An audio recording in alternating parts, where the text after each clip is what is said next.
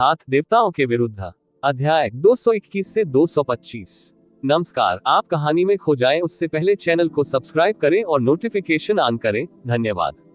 देवताओं के विरुद्ध अध्याय 221 बुझ गया। आप ऑडियो बुक्स 108 देख रहे हैं। धोखेबाजों से सावधान रहें। अध्याय 221 बुझ गया। नीले रंग की गहरी लपटों और लाल रंग की गहरी लपटों के बीच का अंतर केवल शक्ति का नहीं था, बल्कि उनके स्तर के विभिन्न स्तरों का भी था। स्पिरिट प्रोफाउंड दायरे में गहन रक्षा ज्यादातर उच्च शक्ति वाली लाल रंग की लपटों से बचाव कर सकती है, लेकिन आमतौर पर निम्न स्तर की नीली लपटों के खिलाफ कागज की एक पतली शीट की तरह जल जाएगी। तेजी से फैलती नीली लौ के बवंडर के साथ युनचे भी लगातार पीछे हटता गया और उसे कदम दर कदम मैदान की सीमा पर वापस जाने के लिए मजबूर होना पड़ा।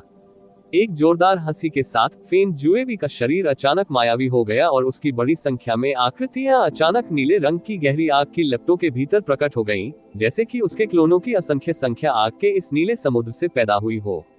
बेशक ये क्लोन केवल नीले रंग की गहरी लपटों का उपयोग करके उत्पन्न किए गए भ्रम थे, लेकिन क्योंकि वे उसके मूल शरीर से बेहद मिलते जुलते थे, इसलिए उन्हें उसके असली शरीर से अलग करना मुश्किल था और प्रतिद्वंद्वी की आंखों को भ्रमित करने, उन्हें चकाचौंध करने और उन्हें चुनने और हमला करने में असमर्थ बनाने के लिए पर्याप्त थे। क्लोन कुछ से 1 दर्जन हो गए, फिर 1 दर्जन से बढ़कर कुछ दर्जनों हो गए। वे सभी आग के नीले रंग के समुद्र में अव्यवस्थित रूप से इधर उधर चले गए, जिससे नीले रंग की प्रकाश मृग तृष्णा की अनगिनत तारे सामने आ गई।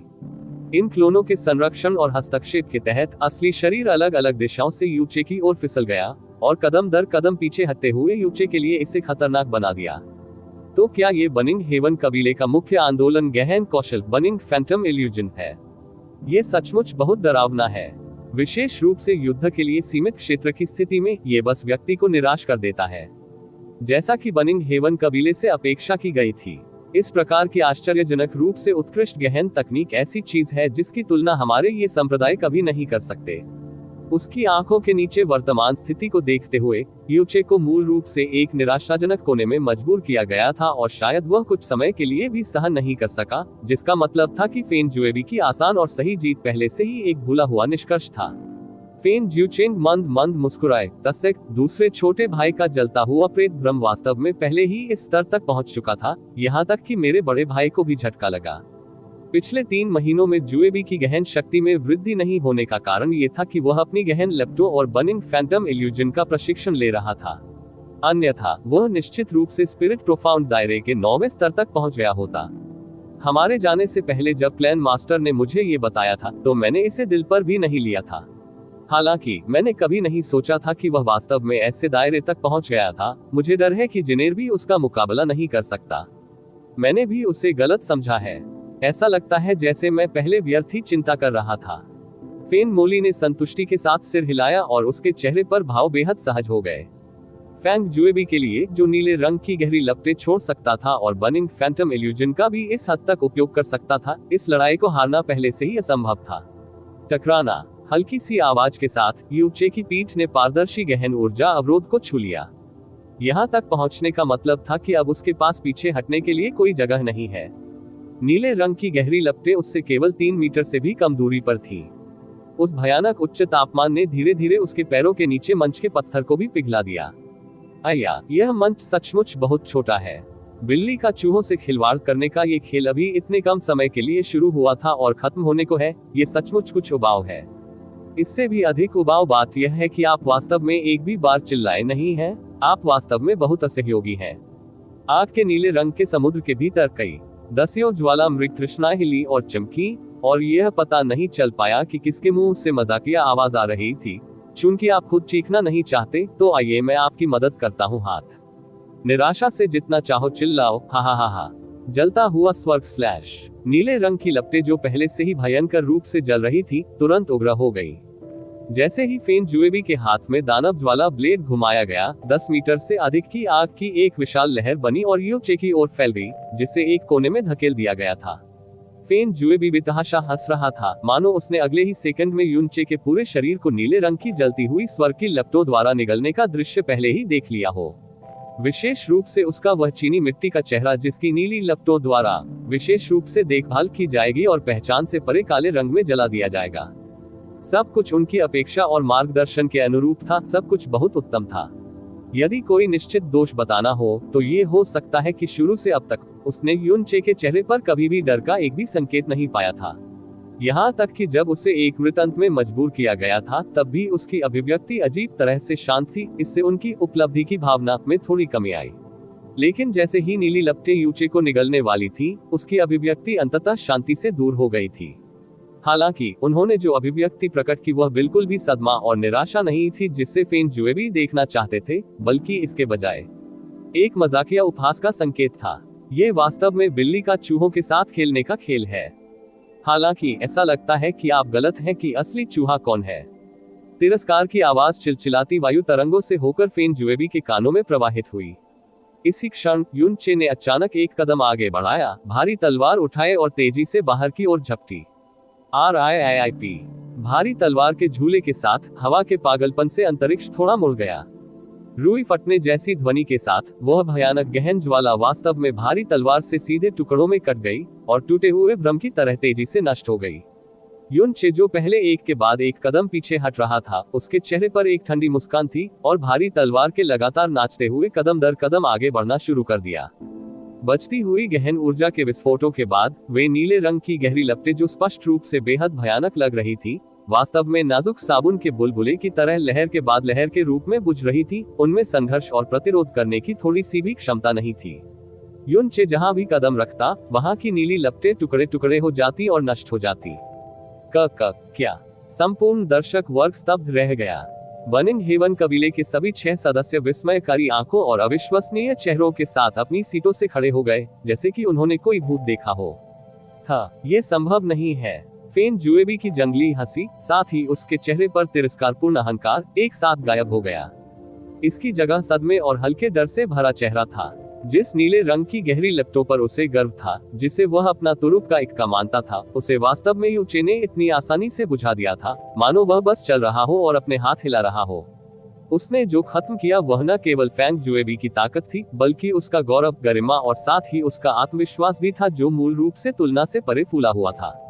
उसके द्वारा उन्हें बुझाने का कारण ये रहा होगा कि मेरी नीली लपटें केवल अपनी प्रारंभिक अवस्था में थी और अभी तक पूरी तरह से उन पर काबू नहीं पाया गया है।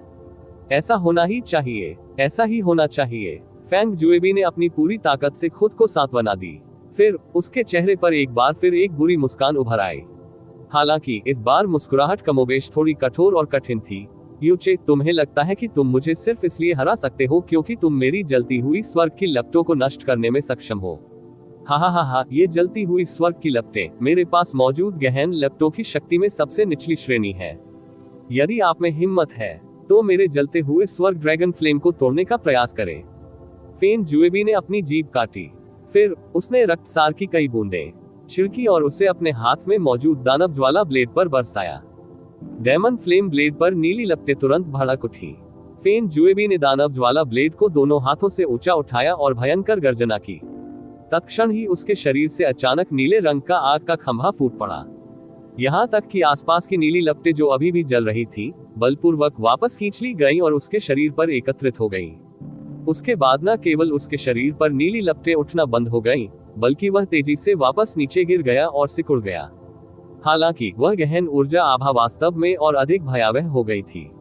उसने वास्तव में ड्रैगन फ्लेम को सक्रिय करने के लिए अपने रक्तसार को खोने का खर्च उठाया, और यह पूरी शक्ति के साथ सक्रिय भी होता दिख रहा है। फेंग ज्यूचिंग ने अपनी भौहें सिकोड़ ली क्योंकि उनके हाव भाव पूरी तरह से गहरे हो गए थे। ये भी एक विकल्प है जो उसे अनिवार्य रूप से करना पड़ा। बनाना। मैंने वास्तव में नहीं सोचा था कि युनचे हमेशा जानबूझकर कमजोर व्यवहार कर रहा था। जुएबी की लपटें पहले ही नीले रंग के दायरे तक पहुंच चुकी हैं, फिर भी यह वास्तव में उसके लिए थोड़ा सा भी खतरा नहीं हो सकता है। वह किस प्रकार की असामान्यता है। हालांकि एक बार ड्रैगन फ्लेम फैल जाने के बाद उसकी मृत्यु मूल रूप से निश्चित है। भले ही उसकी मृत्यु न हो, वह निश्चित रूप से गंभीर रूप से घायल हो जाएगा। शायद इस वजह से जुएबी को इस रैंकिंग टूर्नामेंट से बाहर कर दिया जाएगा। फेन मोली ने गंभीर भाव से कहा, टूर्नामेंट से बाहर होना कम से कम ये लड़ाई हारने से तो बेहतर है। फेन ज्यूचिंग ने अपने दांत पीसते हुए कहा। अभी वह बेहद चाहता था कि यूचे इसी क्षण मर जाए। इससे पहले उसके मन में केवल युनचे को मारने का विचार आया था, लेकिन उसने उसे बिल्कुल भी अपना दुश्मन नहीं माना, क्योंकि उसकी नजर में युनचे जरा भी योग्य नहीं था। लेकिन चूंकि युन चे ने इस समय बार बार अधिक ताकत का प्रदर्शन किया, तो वह आतंक से त्रस्त होने के अलावा कुछ नहीं कर सका। युन चे महज 17 साल की उम्र में ही ऐसी हो गई थी। अपने चरम पर पूरी तरह से परिपक्व होने के बाद यह अज्ञात था कि वह कितनी चौंकाने वाली ऊंचाई तक पहुंचेगा। फेन मोली ने अपना मुंह खोला, लेकिन खंडन नहीं किया। ये सही है, इस तरह की स्थिति में यू चे को मारने के कारण रैंकिंग टूर्नामेंट से बाहर किया जाना और यहाँ तक कि माइटी हेवन स्वॉर्ड रीजन द्वारा दंडित किया जाना हारने से कहीं बेहतर था, क्योंकि सजा पाने वाला एकमात्र व्यक्ति स्वयं फेन जुएबी था और बनिंग हेवन कबीले को अधिकतम केवल कुछ प्रकार की प्रतिपूर्ति करने की आवश्यकता होगी। लेकिन अगर लड़ाई हार जाती तो ये पूरे बनिंग हेवन कबीले को शर्मसार कर देती। बकवास। लिंग यू फेग हुश के साथ खड़ा हुआ। वह बहुत स्पष्ट रूप से समझ गया था कि फेन जुएबी क्या करने वाला था, और उसे ये भी स्पष्ट था कि बनिंग हेवन कबीले के ड्रैगन फ्लेम के पास कितनी भयानक शक्ति है। उसने लिंग वोगो को गंभीर स्वर में कहा, यू चे को तुरंत बचाने के लिए तैयार रहो। आपको उसे ड्रैगन की लॉ के नीचे मरने नहीं देना चाहिए। स्वॉर्ड डिस्कोज अरेना में लिंग वोगो का रंग बहुत गहरा हो गया, क्योंकि उसने अपना सिर इतना हल्का हिलाया कि उसे पहचाना नहीं जा सका। उसने अपनी गहन ऊर्जा सक्रिय कर दी और जैसे ही वह स्टैंड बाय पर गया, उसके कपड़े लहराने लगे। यू चे, मर जाओ। फेन जुएबी इस बारे में किसी से भी अधिक स्पष्ट थे कि इस हमले के उतरने के बाद संभवतः किस प्रकार का परिणाम होगा, इसलिए उनकी विशिष्ट दहाड़ विशेष रूप से भयंकर थी। उसकी दोनों भुजाओं के अचानक हिलने के बाद उसके पूरे शरीर पर नीली लपटें एक बैंगनी रंग के अग्नि ड्रैगन में बदल गईं, जो 1 फुट मोटा और कई दसियों मीटर लंबा था। ये डेमन फ्लेम ब्लेड से बाहर निकला, अपने साथ एक अतुलनीय भयानक उच्च ताप लहर लेकर आया और युन चे पर हमला कर दिया। फ्लेम ड्रैगन, ये परम निश्चित कौशल है हेवन बनिंग ड्रैगन। मैंने सुना है कि इस क्रिया को सक्रिय करने के लिए रक्तसार की आवश्यकता होती है। हर बार जब इसे संगठित किया जाता है तो गहन शक्ति कम से कम आधे स्तर तक गिर जाएगी, लेकिन यह अमर लोगों को मारने और देवताओं का वध करने के लिए काफी मजबूत है। क्या फेन जुबी पागल हो गया है? वास्तव में इस कदम का उपयोग करने के लिए अपने स्वयं के रक्तसार को नुकसान पहुंचाना, इस एक चाल की शक्ति से ये बहुत संभव है कि युन चे तुरंत उस मंच पर मर जाएगा। फेन जुएबी के लिए इस कदम का उपयोग करना बिल्कुल भी अजीब नहीं है, क्योंकि बनिंग हेवन क्लैन इस मैच को हारना बर्दाश्त नहीं कर सकता। यू चे कितना प्रतिभाशाली है। अगर वह यहाँ गिर जाता है तो यह वास्तव में काफी अफसोस की बात होगी। हम केवल यह आशा कर सकते हैं कि एल्डरलिंग समय रहते यू चे को बचा लेंगे। आसपास की टिप्पणियों की आवाज से कैंग यू का रंग पीला पड़ गया। जैसे ही उसकी खूबसूरत आंखें चौड़ी हो गईं, उसने अपने होठों को दोनों हाथों से ढांक लिया। वह अपने अत्यधिक आतंक और चिंता के कारण कोई आवाज नहीं निकाल पा रही थी। उड़ता हुआ स्वर्ग जलता हुआ फ्लेम ड्रैगन ठीक उसके पास आया और यू चे का अलार्म बजा दिया। उसे आग से बिल्कुल भी डर नहीं था, लेकिन इस फ्लेम ड्रैगन के पास जो क्रूर प्रभाव शक्ति थी, वह बिल्कुल भी ऐसी चीज नहीं थी जिसे नजरअंदाज किया जा सके। अपनी भौहें सिकोड़ते हुए वह तेजी से एक कदम पीछे हट गया, अपनी गहन शक्ति इकट्ठी की और अपनी पूरी ताकत से भारी तलवार निकाल ली। बूम! बिजली की आंधी और ज्वाला ड्रैगन बीच हवा में टकरा गए। ज्वाला ड्रैगन तुरंत एक पल के लिए रुका हुआ प्रतीत हुआ, फिर एक बार फिर विशाल प्रभावशाली आभा की लहर के रूप में उसके पूरे शरीर के चारों ओर कसकर लिपट गया। इससे निपटना अप्रत्याशित रूप से इतना कठिन है। युन चे को अचानक एक विचार आया और जो भारी तलवार घुमाई गई थी बाहर की ओर, तेजी से वापस ऊपर की ओर बह गया और उसके पूरे शरीर में मौजूद गहन शक्ति यू चे की बाहों की ओर बाढ़ की तरह दौड़ पड़ी। गिरता चांद डूबता तारा। बूम! भीषण ध्वनि के साथ आग की लपटें पूरे आकाश में फैल गईं और आसपास के कुछ दर्जन मीटर के पत्थर के मंच तुरंत टुकड़ों में बदल गए। यहाँ तक कि गहन ऊर्जा अवरोध भी थोड़ा कांप उठा। इस अतुलनीय रूप से शक्तिशाली और क्रूर प्रहार के तहत फ्लेम ड्रैगन चकनाचूर हो गया, दूर तक गिर गया, क्योंकि उसके शरीर पर लगी नीली लपटें भी तेजी से नष्ट हो गईं। पलक झपकते ही फ्लेम ड्रैगन, जो मूल रूप से 1 फुट मोटा था, अब पहले से ही आधा फुट मोटा हो गया था। लेकिन अगले ही पल फ्लेम ड्रैगन, जिसकी शक्ति काफी हद तक खत्म हो चुकी थी, एक बार फिर युन की ओर चला गया। चे ये बिजली की तरह तेज था और इससे पहले कि यू चे को भारी तलवार वापस लेने का समय मिलता, लॉर्ड ड्रैगन पहले ही उसकी छाती से पहले आ चुका था। एक ही वार में भयानक शक्तिशाली ज्वाला ड्रैगन की आधी से अधिक शक्ति को नष्ट करने में सक्षम होने के लिए उपस्थित सभी लोगों और विशेष रूप से बनिंग हेवन कबीले के लोगों के लिए इस दृश्य का प्रभाव एक स्पष्ट दिन के दौरान वज्रपात से कम नहीं था। लेकिन फिर भी फ्लेम ड्रैगन की शेष शक्ति पहले ही यू चे की छाती के पास पहुंच चुकी थी और यू चे के लिए फिर से विरोध करना असंभव था। सभी की सांसें अटक गईं। लिंग वगॉ ने अपने पूरे शरीर को तनाव में डाल दिया और गहन ऊर्जा अवरोध में घुसने ही वाला था। फिर भी उसने पाया कि यूचे के हाथ अचानक ओवरलॉर्ड की विशाल तलवार को छोड़कर लॉर्ड ड्रैगन के गर्दन भाग की ओर पकड़कर अचानक बंद हो गए थे। लिंग वगॉ तुरंत डर से पीला पड़ गया और जोर से दहाड़ते हुए बोला, जाने दो। क्या तुम्हें अब अपना हाथ नहीं चाहिए? नीले रंग की ड्रैगन लॉ में जो भयानक उच्च तापमान और अग्नि शक्ति थी, वह बिल्कुल अकल्पनीय थी। केवल पार्श्विक बल का उपयोग करके सिर पर सेंध लगाना मौलिक रूप से असंभव था। इसे सीधे शरीर से छूना वास्तव में अपनी मृत्यु की तलाश करने से अलग नहीं था।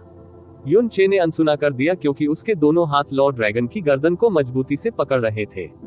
इविल सोल के अंतर्गत गहन ऊर्जा, इविल गॉड के बीच से आग को नियंत्रित करने वाली शक्ति, फीनिक्स की ज्वाला शक्ति, ड्रैगन भगवान की शक्ति, बुद्ध के महान मार्ग द्वारा प्रदत्त भौतिक शरीर की प्रबल शक्ति, सभी में वृद्धि हुई वो पल। वहां कोई आग की लपटें नहीं फूट रही थी, कोई फ्लेम ड्रैगन फट नहीं रहा था, और फ्लेम ड्रैगन द्वारा यूचे के हाथों को तुरंत झुलसाकर काला कर देने का कोई दृश्य नहीं था। इस समय दृश्यावली अचानक स्थिर हो गई थी। ठीक उसी तरह युनचे के हाथ में आग की लपटें उठती हुई ड्रैगन वहीं जमी हुई थी। इस समय फ्लेम ड्रैगन अचानक एक जहरीले सांप की तरह दर्दनाक रूप से मुड़ने और मुड़ने लगा, जिसे उसके दिल से 7 इंच की दूरी पर दबा दिया गया था। लेकिन इससे कोई फर्क नहीं पड़ता कि उसने कितना कठिन संघर्ष किया और पलट गया, वो यूचे के हाथों से बच नहीं सका जो उसकी पूरी ताकत से कसकर बंद थे। इसके संघर्ष के बीच फ्लेम ड्रैगन की शक्ति तेजी से समाप्त हो गई और छोटी से छोटी होती गई। एक फ्लेम ड्रैगन से ये जल्दी ही सिकुड़कर एक छोटे फ्लेम स्नेक में बदल गया और अंत में एक छोटे केचुए में बदल गया। फिर यह यूचे के हाथों में पूरी तरह से नष्ट हो गया और इसके अस्तित्व का कोई भी निशान नहीं बचा। यूचे का माथा पसीने से भरा हुआ था, लेकिन उसकी अभिव्यक्ति अतुलनीय रूप से शांत थी। उसने धीरे से अपनी पकड़ खोली। चाहे वह उसकी हथेली हो या कलाई, जले हुए निशान का जरा भी संकेत नहीं था। पता ही नहीं चला कि स्वॉर्ड डिस्कोर्स अरेना में कब सभी लोग खड़े हो गए। हर एक व्यक्ति की निगाहें स्तब्ध थी और वे बहुत देर तक चुप रहे, जैसे कि इस दुनिया की आवाज पहले ही पूरी तरह से चूस ली गई हो। देवताओं के विरुद्ध अध्याय 222 अप्रत्याशित घटना। आप ऑडियो बुक्स 108 देख रहे हैं। धोखेबाजों से सावधान रहें। अध्याय 222 अप्रत्याशित घटना। फेन जुएबी द्वारा प्रकट निश्चित कौशल हेवन बर्निंग ड्रैगन को वास्तव में युनचे द्वारा अवरुद्ध कर दिया गया था, और उसने ऐसा करने के लिए बस अपने दोनों हाथों का उपयोग किया था। अपनी दोनों हथेलियों का उपयोग करके उसने उस भयानक हेवन बर्निंग ड्रैगन को पूरी तरह से बुझा दिया। Heaven burning dragon burning heaven कबीले का निश्चित कौशल था, जिसे सक्रिय करने के लिए रक्तसार की आवश्यकता होती थी। जिस आवृत्ति पर यह कौशल प्रकट हुआ वह बेहद कम था, और बड़ी संख्या में बर्निंग हेवन कबीले के शिष्य अपने पूरे जीवन में इसे एक बार भी सक्रिय नहीं कर पाए। जाहिर तौर पर विरोधियों द्वारा हेवन बर्निंग को रोकने के पिछले मामले थे ड्रैगन, लेकिन हर बार प्रतिद्वंद्वी निश्चित रूप से अत्यधिक कठिनाई के साथ निश्चित कौशल को अवरुद्ध कर देंगे और इसे इस तरह से अवरुद्ध कर देंगे। पहले कभी नहीं हुआ था। युनचे की नजर में हेवन बर्निंग ड्रैगन सिर्फ एक युवा सांप था जिसने अपनी क्षमताओं को बहुत अधिक महत्व दिया था और बस अपने दोनों हाथों का उपयोग करके मार डाला गया था। पूरी प्रक्रिया के दौरान युनचे को कोई नुकसान नहीं हुआ। प्लॉप ध्वनि के साथ फेन जुएबी जमीन पर घुटनों के बल बैठ गया। उसका चेहरा कागज की तरह पीला पड़ गया था, उसकी दोनों आंखें अत्यधिक चौड़ी हो गई थी और ऐसा लग रहा था जैसे उसकी आत्मा सदमे से उसके शरीर को छोड़ चुकी हो। बर्निंग हेवन कबीले के 6 अन्य लोगों, जिनमें फेन मोली भी शामिल थे, जिनकी उम्र लगभग 100 वर्ष थी, की भी मूल रूप से यही प्रतिक्रिया थी। उन्हें बस अपनी आंखों पर विश्वास ही नहीं हो रहा था। उनके सबसे मजबूत हेवन बर्निंग ड्रैगन को वास्तव में इस तरह की विधि से अवरुद्ध होते देखना और भी अधिक अस्वीकार्य था, और उसका प्रतिद्वंद्वी इसे पूरी तरह से अवरुद्ध करने में सक्षम था और पूरी तरह से सुरक्षित रहते हुए। ये कुछ ऐसा था जिसे अर्थ प्रोफाउंड रियलिज्म के शुरुआती चरणों में एक विशेषज्ञ शायद हासिल नहीं कर पाएगा। वे अत्यंत घनी नीली गहरी लपटें, जो अभी भी उन्मत्त अवस्था में थी, बारीक लोहे को भी तुरंत पिघलाने में सक्षम थी। लिंग यूफे की अभिव्यक्ति भी सदमे से भरी थी। लिंग वगॉ, जो शुरू में गहन ऊर्जा अवरोध में प्रवेश करने के लिए तैयार था, बस अचंभे में खड़ा था। यहाँ तक कि वह अपने द्वारा जुटाई गई गहन ऊर्जा को नीचे रखना भी भूल गया और बेहद चकित नजरों से यूचे की ओर देख रहा था, मानो वह स्वर्ग के पार से आए किसी राक्षस को देख रहा हो। उस छोटे से क्षण में युनचे द्वारा पैदा किया गया झटका उसके द्वारा पैदा किए गए हर दूसरे आश्चर्य के योग को पार कर गया। फेन जुएबी को, जिनकी मान्यताएं सदमे और अविश्वास की चरम सीमा के कारण ढह गई थी, जमीन पर गिरते हुए देखकर युचे ठंडे स्वर में मुस्कुराए। दोनों हाथों को फैलाकर उसने एक बार फिर ओवरलॉर्ड की विशाल तलवार को पकड़ लिया और उसे फेन जुएबी की ओर तेजी से घुमाया। वाह, भारी तलवार की शक्ति से उत्पन्न शक्ति बाहर की ओर विस्फोटित हो गई। अपनी वर्तमान स्थिति में फेन जुएबी के पास अब विरोध करने की कोई शक्ति नहीं थी। एक धमाके के साथ वह प्रभाव से कई दर्जन बार गिरा और फिर मरे हुए कुत्ते की तरह जमीन पर गिर गया। उसका शरीर ऐंठने लगा और काफी देर के बाद भी उसके उठने का कोई संकेत नहीं मिला। लिंग वगॉ को अंततः होश आ गया। अपनी गहन ऊर्जा को वापस लेते हुए उन्होंने अपनी श्वास को नियंत्रित किया और फिर शांति से चिल्लाए। फेन जुएबी 10 सांस से अधिक समय तक मैदान से नहीं उतरे। ब्लू विंड इंपीरियल फैमिली के युनचे जीत गए। वह कल के सेमीफाइनल में प्रवेश करेगा। लिंग वगॉ की आवाज ने स्तब्ध दर्शकों को भी जगाया और एक पल में शोर ने पूरे तलवार प्रवचन क्षेत्र को भर दिया। रैंकिंग टूर्नामेंट की शुरुआत के बाद से युनचे ने एक के बाद एक चमत्कार किए और जब लगभग सभी लोग मानते थे कि युनचे के लिए आगे बढ़ना मूल रूप से असंभव था, ये और भी अधिक अतिरंजित चमत्कार था जिसने उनकी आत्माओं पर एक बड़ा प्रभाव डाला। उनके सामने ही प्रदर्शन किया गया। युनचे ने फेन जुएबी पर जीत हासिल की और यह एक पूर्ण जीत भी थी। फेन मोली सीधे अपनी सीट पर बैठ गया और उसके चेहरे की पुरानी त्वचा कांप उठी। फेन जुएबी हार गया था और यहाँ तक कि वह पूरी तरह से हार गया था, जिसका मतलब था कि इस रैंकिंग टूर्नामेंट में बनिंग हेवन कबीले को पहली बार पहले 4 स्थानों से गिरना तय था। यदि फ्रोजन क्लाउड एसगार्ड से शुई वुशुंग और जिया क्विंगयू दोनों इस दौर के मैचों में हार जाते हैं या जियो संप्रदाय के जियो कुंडलेई इस दौर के मैचों में हार जाते हैं, तो उन्हें चौथे स्थान के लिए लड़ने का मौका मिल सकता है।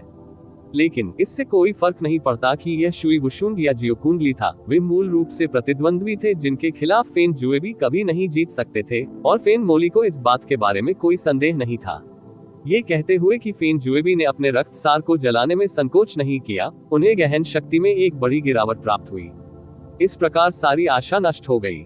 इसे इन कुछ 100 वर्षों में बनिंग हेवन कबीले का पहला अपमान कहा जा सकता है। लेकिन इसका पूरा दोष अकेले फेन जुएबी पर नहीं डाला जा सकता। यू चे ने अंत में अपने नंगे हाथों से हेवन बनिंग ड्रैगन को कैसे बुझाया। भले ही फेन जिन ही उसके खिलाफ गया था, वह यू चे को हराने में सक्षम नहीं होगा। उसने ये कैसे किया मुझे नहीं पता। उसे अवश्य ही चाहिए अपनी गहन ऊर्जा से ज्वाला ड्रैगन की शक्ति को बलपूर्वक तितर बितर कर दिया है।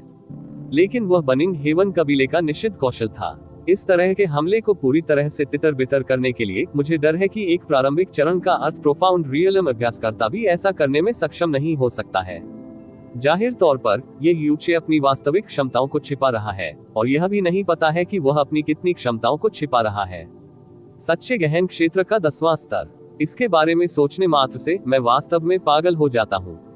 फेन जुएबी हार गया है और यह निर्धारित किया गया है कि बनिंग हेवन कबीला शीर्ष 4 से नीचे रहेगा, जबकि ब्लू विंड इंपीरियल परिवार वास्तव में सेमीफाइनल में पहुंच गया है। अब से क्या बनिंग हेवन कबीले को 4 प्रमुख संप्रदायों में से एक के रूप में उनकी स्थिति से हटा दिया जाएगा और ब्लू विंड इंपीरियल परिवार द्वारा प्रतिस्थापित किया जाएगा। इस बार यूचे के कारण ब्लू विंड इंपीरियल परिवार के लिए दुनिया को हिलाना और अपने पूर्व गौरव को हासिल करना मूल रूप से असंभव है। मुझे वास्तव में आश्चर्य है कि ब्लू विंड इंपीरियल परिवार इस तरह के एक सनकी को कहां से ढूंढने में कामयाब रहा। हाँ, हमारे संप्रदाय में उसके जैसा कोई शिष्य पैदा क्यों नहीं हुआ। पूरे मैदान में चर्चाओं की आवाजें बिना रुके जारी रही। यूचे एक बार फिर पूरे दर्शकों के बीच चर्चा का विषय बन गया था।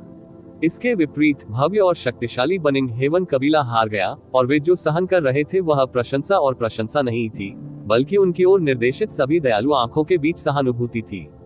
सभी के ध्यान में यूचे ने तुरंत तलवार प्रवचन क्षेत्र नहीं छोड़ा, बल्कि उसने लिंग वगॉ को हल्का सा प्रणाम किया। एल्डर लिंग, आपका बहुत बहुत धन्यवाद। लिंग वगॉ एक पल के लिए चौंक गया और फिर उसने अपने दिल में यूचे की प्रशंसा करते हुए थोड़ा सिर हिलाया। इससे पहले उस तरह की स्थिति में वह अभी भी अपना ध्यान हटाने में सक्षम था और महसूस कर रहा था कि मैं बचाने वाला था उससे। जब वह पहले हेवन बनिंग ड्रैगन का सामना कर रहा था, तब भी उसने कुछ ताकत आरक्षित रखी हुई थी।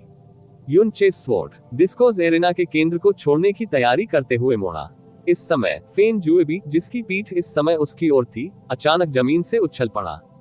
आंखों से नफरत की चमक और घृणित अभिव्यक्ति के साथ वह निराशा में डूबे राक्षस की तरह यूचे की ओर बढ़ा। जैसे ही उसने यूनचे की पीठ की ओर जोर से प्रहार किया, उसका दानव ज्वाला ब्लेड नीली लपटों से भर गया। मैं तुम्हें मार डालूंगा, फेन जुएबी निश्चित रूप से मानसिक रूप से इतने कमजोर व्यक्ति नहीं थे कि हार स्वीकार न कर सके, लेकिन इस मैच में उन्हें जो हार मिली वह अलग थी, क्योंकि वह एक ऐसे प्रतिद्वंद्वी से हार गए जो उनकी नजर में ऐसा व्यक्ति था जिसे वह मैच से पहले एक ही झटके में ढेर कर सकते थे। और जो मैच वह हार गया वो बर्निंग हेवन कबीले के सम्मान से संबंधित मैच था, एक ऐसा मैच जिसे वह निश्चित रूप से नहीं हार सकता था। फेन मोली ने उससे पहले जो शब्द कहे थे और उसके नुकसान के परिणाम और शर्मिंदगी, वे सुइयों की तरह थे जो उसकी नसों और आत्मा में बुरी तरह से चुभ गए, जिससे वह सभी विवेक खो बैठा। उसके पास केवल युनचे को हजारों टुकड़ों में काटने का पागलपन था। फेन जुएबी की हरकतों से तुरंत ही पूरे दर्शकों ने अपमानजनक उपहास उड़ाया। युनचे रुका, धीरे से अपने आप से बोला, तुम मौत को दावत दे रहे हो। वह गुस्से से पीछे मुड़ा और बिना किसी दया के अपनी भारी तलवार फेन जुएबी की ओर फेंक दी। यदि यह आमने सामने की टक्कर थी तो फेन जुएबी मूल रूप से युनचे के लिए उपयुक्त नहीं थी। इसके अलावा उसका रक्तसार गंभीर रूप से घायल हो गया था और वह वर्तमान में बेहद कमजोर हो गया था। फेन जुएबी की शक्ति को युनचे की भारी तलवार की ताकत से आसानी से खत्म कर दिया गया था और इसके तुरंत बाद उसे ऐसा लगा जैसे 150 टन का स्लेजहैमर उसकी छाती पर टूट पड़ा हो। बूम! फेन जुएबी की दृष्टि पूरी तरह से धुंधली हो गई थी। उसके मुंह से बड़ी मात्रा में खून बह रहा था। उसकी छाती अब खुले खून और मांस से अलग नहीं दिख रही थी और उसका पूरा शरीर एक किराने की थैली की तरह था जो तेज हवा से उड़ रहा था, जैसे वह उड़कर भेजा गया था। जुएबी जूनियर, तुम में हिम्मत है। एक अत्यंत उग्र गर्जना ने सारे दर्शकों को हिलाकर रख दिया। फेन मोली आकाश की ओर उठ गया और उसने मात्र 1 सेकंड में कुछ 100 मीटर की दूरी पार कर ली और तुरंत गहन ऊर्जा अवरोधक में घुस गया और फेन जुएबी के सामने उतर गया। अपनी चोटों की जांच करने के बाद वह गुस्से से मुड़ा और गुस्से से युनचे की ओर देखा। जूनियर, तुम्हारा हृदय वास्तव में इतना दुर्भावनापूर्ण है। द्वंद्व पहले ही समाप्त हो चुका है और आप अभी भी जानबूझकर हमारे बर्निंग हेवन कबीले मास्टर के बेटे को गंभीर रूप से घायल कर रहे हैं। बर्निंग हेवन कबीले के महान बुजुर्ग का नाम व्यापक रूप से जाना जाता था और उनके नाम की ताकत बर्निंग हेवन कबीले के मास्टर फेन डुआनहुन से कम नहीं लगती थी। ये कहा जा सकता है कि दर्शकों में कोई भी ऐसा नहीं था जो उससे डरता न हो और उसकी उस दहाड़ से, भले ही उसका लक्ष्य किसी महान संप्रदाय का कोई संप्रदाय गुरु हो, वह व्यक्ति अभी भी भय से कांप उठता था। लेकिन युनचे निश्चित रूप से अपवादों में से एक था। वह ठंडे स्वर में हंसा। आप अंधे हैं। जाहिर तौर पर वह वही था जिसने सबसे पहले मुझ पर हमला करने की कोशिश की थी। जवाबी कार्रवाई करने के बजाय क्या मुझे बस यहीं खड़ा रहना होगा और उसके मुझ पर हमला करने का इंतजार करना होगा? जूनियर, तुम मौत को दावत दे रहे हो। फेन मोली के विस्फोटक क्रोध के कारण उसकी दाढ़ी भी बढ़ गई। कई दशक हो गए जब किसी ने उनसे इस तरह बात करने की हिम्मत की। इसके अलावा जो व्यक्ति अभी उनसे बात कर रहा था वह सिर्फ एक जूनियर था। ये कहते हुए कि बर्निंग हेवन कबीले की हानि और उसके ठीक बाद निश्चित रूप से उन्हें जो शर्मिंदगी उठानी पड़ेगी, वह सब उसके सामने वाले व्यक्ति से उत्पन्न हुआ। उसका गुस्सा ज्वालामुखी के विस्फोट की तरह फूट पड़ा। वह युनचे को मारकर अपनी नफरत को बाहर निकालना चाहता था, फेन जुएबी से भी ज्यादा। फेन जुएबी के शरीर से अपने हाथ हटाकर फेन मोली अचानक हवा में उड़ गया। चील के पंजे की तरह उसका दाहिना हाथ युनचे के सिर की ओर बढ़ा। अचानक हुई इस अप्रत्याशित घटना से पूरे दर्शकगण चिल्ला उठे। फेन जुएबी की चोटों की जांच करने के लिए फेन मोली का स्वॉर्ड डिस्कोज एरेना में उड़ान भरना अप्रत्याशित नहीं था और उचित था। हालांकि किसी ने नहीं सोचा होगा कि वह वास्तव में युनचे के खिलाफ अचानक कार्रवाई करेगा, और जिस तरह से वह अभिनय कर रहा था वह जाहिर तौर पर युनचे को उसकी मौत के लिए भेजने के लिए पर्याप्त झटका था। अपने शतकों के करीब पहुंच रहे एक बुजुर्ग, बर्निंग हेवन कबीले के एक महान बुजुर्ग, सम्राट प्रोफाउंड दायरे में आधा कदम की ताकत के साथ एक शिखर स्तर के विशेषज्ञ ने वास्तव में एकमात्र 17 वर्षीय कनिष्ठ के खिलाफ कार्रवाई की। ये हेवनली स्वॉर्ड विला के भीतर भी था और माइटी हेवनली स्वॉर्ड क्षेत्र के एक बुजुर्ग की उपस्थिति में भी था। फेन मोली की कार्रवाई स्पष्ट रूप से उसके विस्फोटक क्रोध से कारण की हानि के कारण थी, जो पागलपन के समान थी। एल्डर फेन, रुको! लिंग वगौ की अभिव्यक्ति सदमे से फीकी पड़ गई। वह फेन मोली को रोकने के इरादे से तेजी से आगे बढ़ा, लेकिन अंतिम चरण के स्काई प्रोफाउंड दायरे और एम्परर प्रोफाउंड दायरे में आधे कदम के बीच का अंतर अभी भी बहुत बड़ा था। इससे पहले कि वह उसके पास पहुंच पाता, फेन मोली द्वारा प्रक्षेपित गहन ऊर्जा के विस्फोट से वह जबरदस्ती एक ओर उड़ गया।